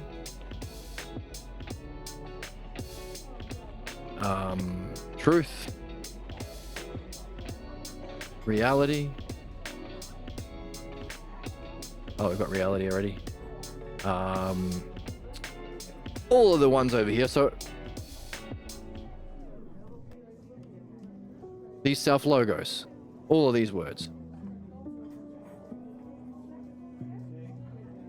Excellence, all of these. Oh! If truth, if the self-logos terms of truth give the lesser and greater and principle for analogy, if these self-logos terms, these duads, give us the dialectic, here we see the role for the other set of terms, the basketball team of goodness. The appearance of beauty, the appearance of justice, the appearance of benefit. So what we saw in our analogy, the lesser, the belief, the imitation, the it's all relative to perspective, all of the it's all relative terms applied to these goodnesses.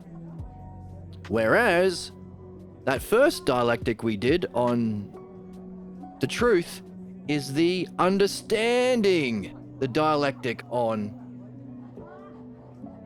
well, any of these things, the same thing.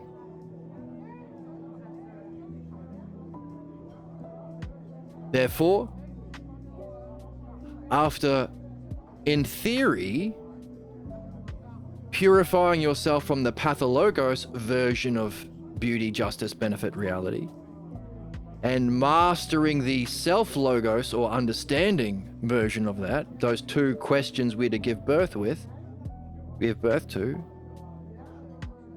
we could ask, hang on a second, is there something beyond even the greater that's reflected into the greater in mind and then into the lesser in the physical world of appearances? The ultimate nature of beauty, justice, truth, reality, etc. So now we can bring in our set of terms of goodness. Why? So while true enlightenment is a direct experience of the whole, that's the initiation, and the parts, there's the Dharma, or the Usiya and Logos, of the greater experience of those things. That's the initiation to the self-logos game, true philosophy, the Hellenic man, what we're seeking, what we purpose as human beings. Human problems are the exact same whole and part, initiation and drama of the lesser of those. It seems like the human quest ticks all of the boxes in the process. Interesting? Fascinating? Are you curious?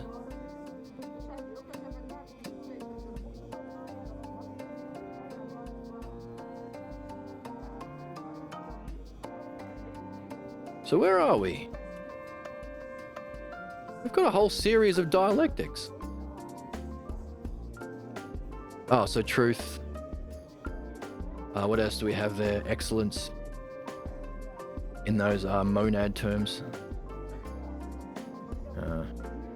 Excellence.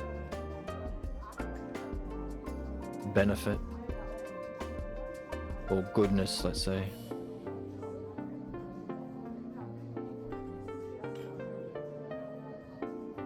That's the appearance.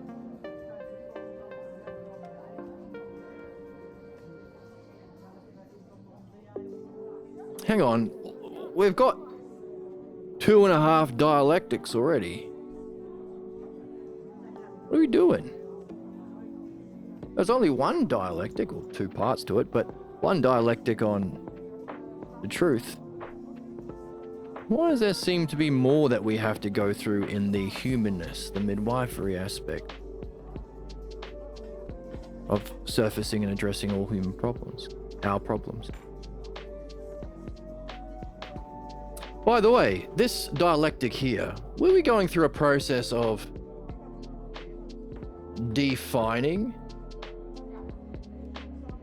our problem,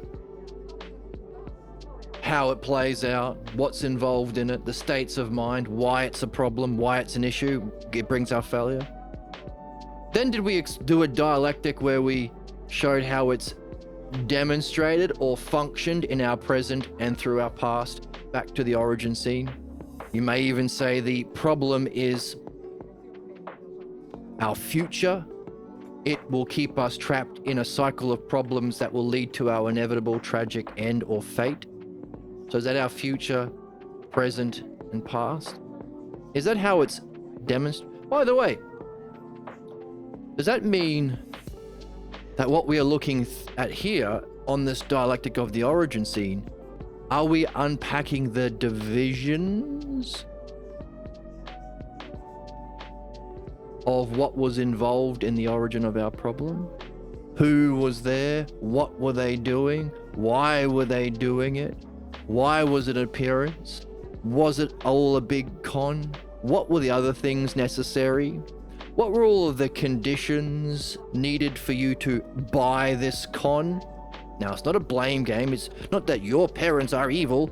Every single human being does it to their kids. Even the author of this book. It's part of being human. The difference is, what do we do about it? Option A, continue that cycle of violence, injustice, and sadism that will hurt our soul, our relationships, how we die in our reincarnation, and eventually, or soon, end our species and destroy our planet? Or do we B, choose option B, the greater? Do what we're here to do. Play the best game, the funnest game.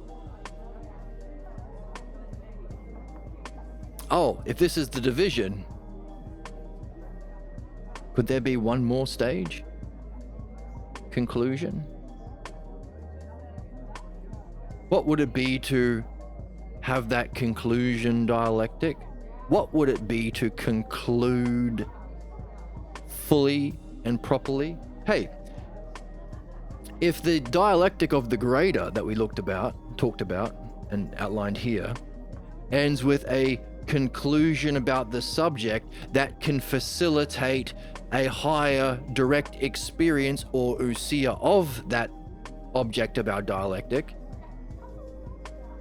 what would be the conclusion down here? If this is non-being, not existence, this conclusion leads to the direct experience of beauty or justice or whatever you're doing the dialectic on. But if our pathologos is what's false, what is the appearance or shadow or imitation that our parent or parental surrogates played on us in our initiation dharma successorship scene, how can you have a direct experience of what's false? Therefore, it wouldn't be seeing what's not real, because it's not real. It would be the purification of what has blocked our freedom of our being authentically ourselves and approaching our highest goals in the highest way and having the most fun with the best people. In other words, solving our problems. What would that be like? To therefore be free of this category of belief. No interpretations, no projections, no blind spots, no fighting for debates, or no stuck in the shadow realms, no imitation and exploitation. What would it be like to see reality and self as it is and to function through our true self-logos nature? Curious? What would it be like? Imagine it. That's the game. That's the ousia part. Can you imagine it? If you're imagining it, you might be giving rise to the question you need to come back next episode. What would it be like to be free of our problems? By the way, in becoming free of your problems, would you have had to have learnt the map and felt like what it was like to go through the stages? Therefore, could you turn around and help others through that game? Both in this lifetime and in any dimension, in any multiverse, in any incarnation? Would that be a fun game to play? What kind of functioning would that be? What would you call that? Not fake Dharma or fake initiation, but what would you call that way of being? Self? Authentic? True? What would you call it? I hope you are curious, because we can finish that map in the next one. And by the way, as we've been doing all the way along, you've got some more. You can take these 2 dialectics that we've finished, and apply it to your dreams today or tomorrow, tonight or whenever. Can you practice asking yourself or your friend these sorts of questions and feel what it's like to give rise to a higher and higher level of ousia or enlightenment at every step of these divisions, and then transition into this next stage? Is that a whole different kind? So each step and each category, each step and each set. There's your map. Play with these 2. Feel what it's like. If you've got friends in the game, hooray for you. You are lucky. You are exceptionally privileged. Have fun. Join the Discord if you would like. You'll get a notification when we go live on Twitch. If you want to donate to the channel, that is greatly appreciated. I don't get any money for this. There's a link to the text PDF, and you can buy the book, of course, if you want. And what else? Have fun with your dreams. Carry that question. And I'll see you in the next one. Thanks for joining me. I'll see you next time.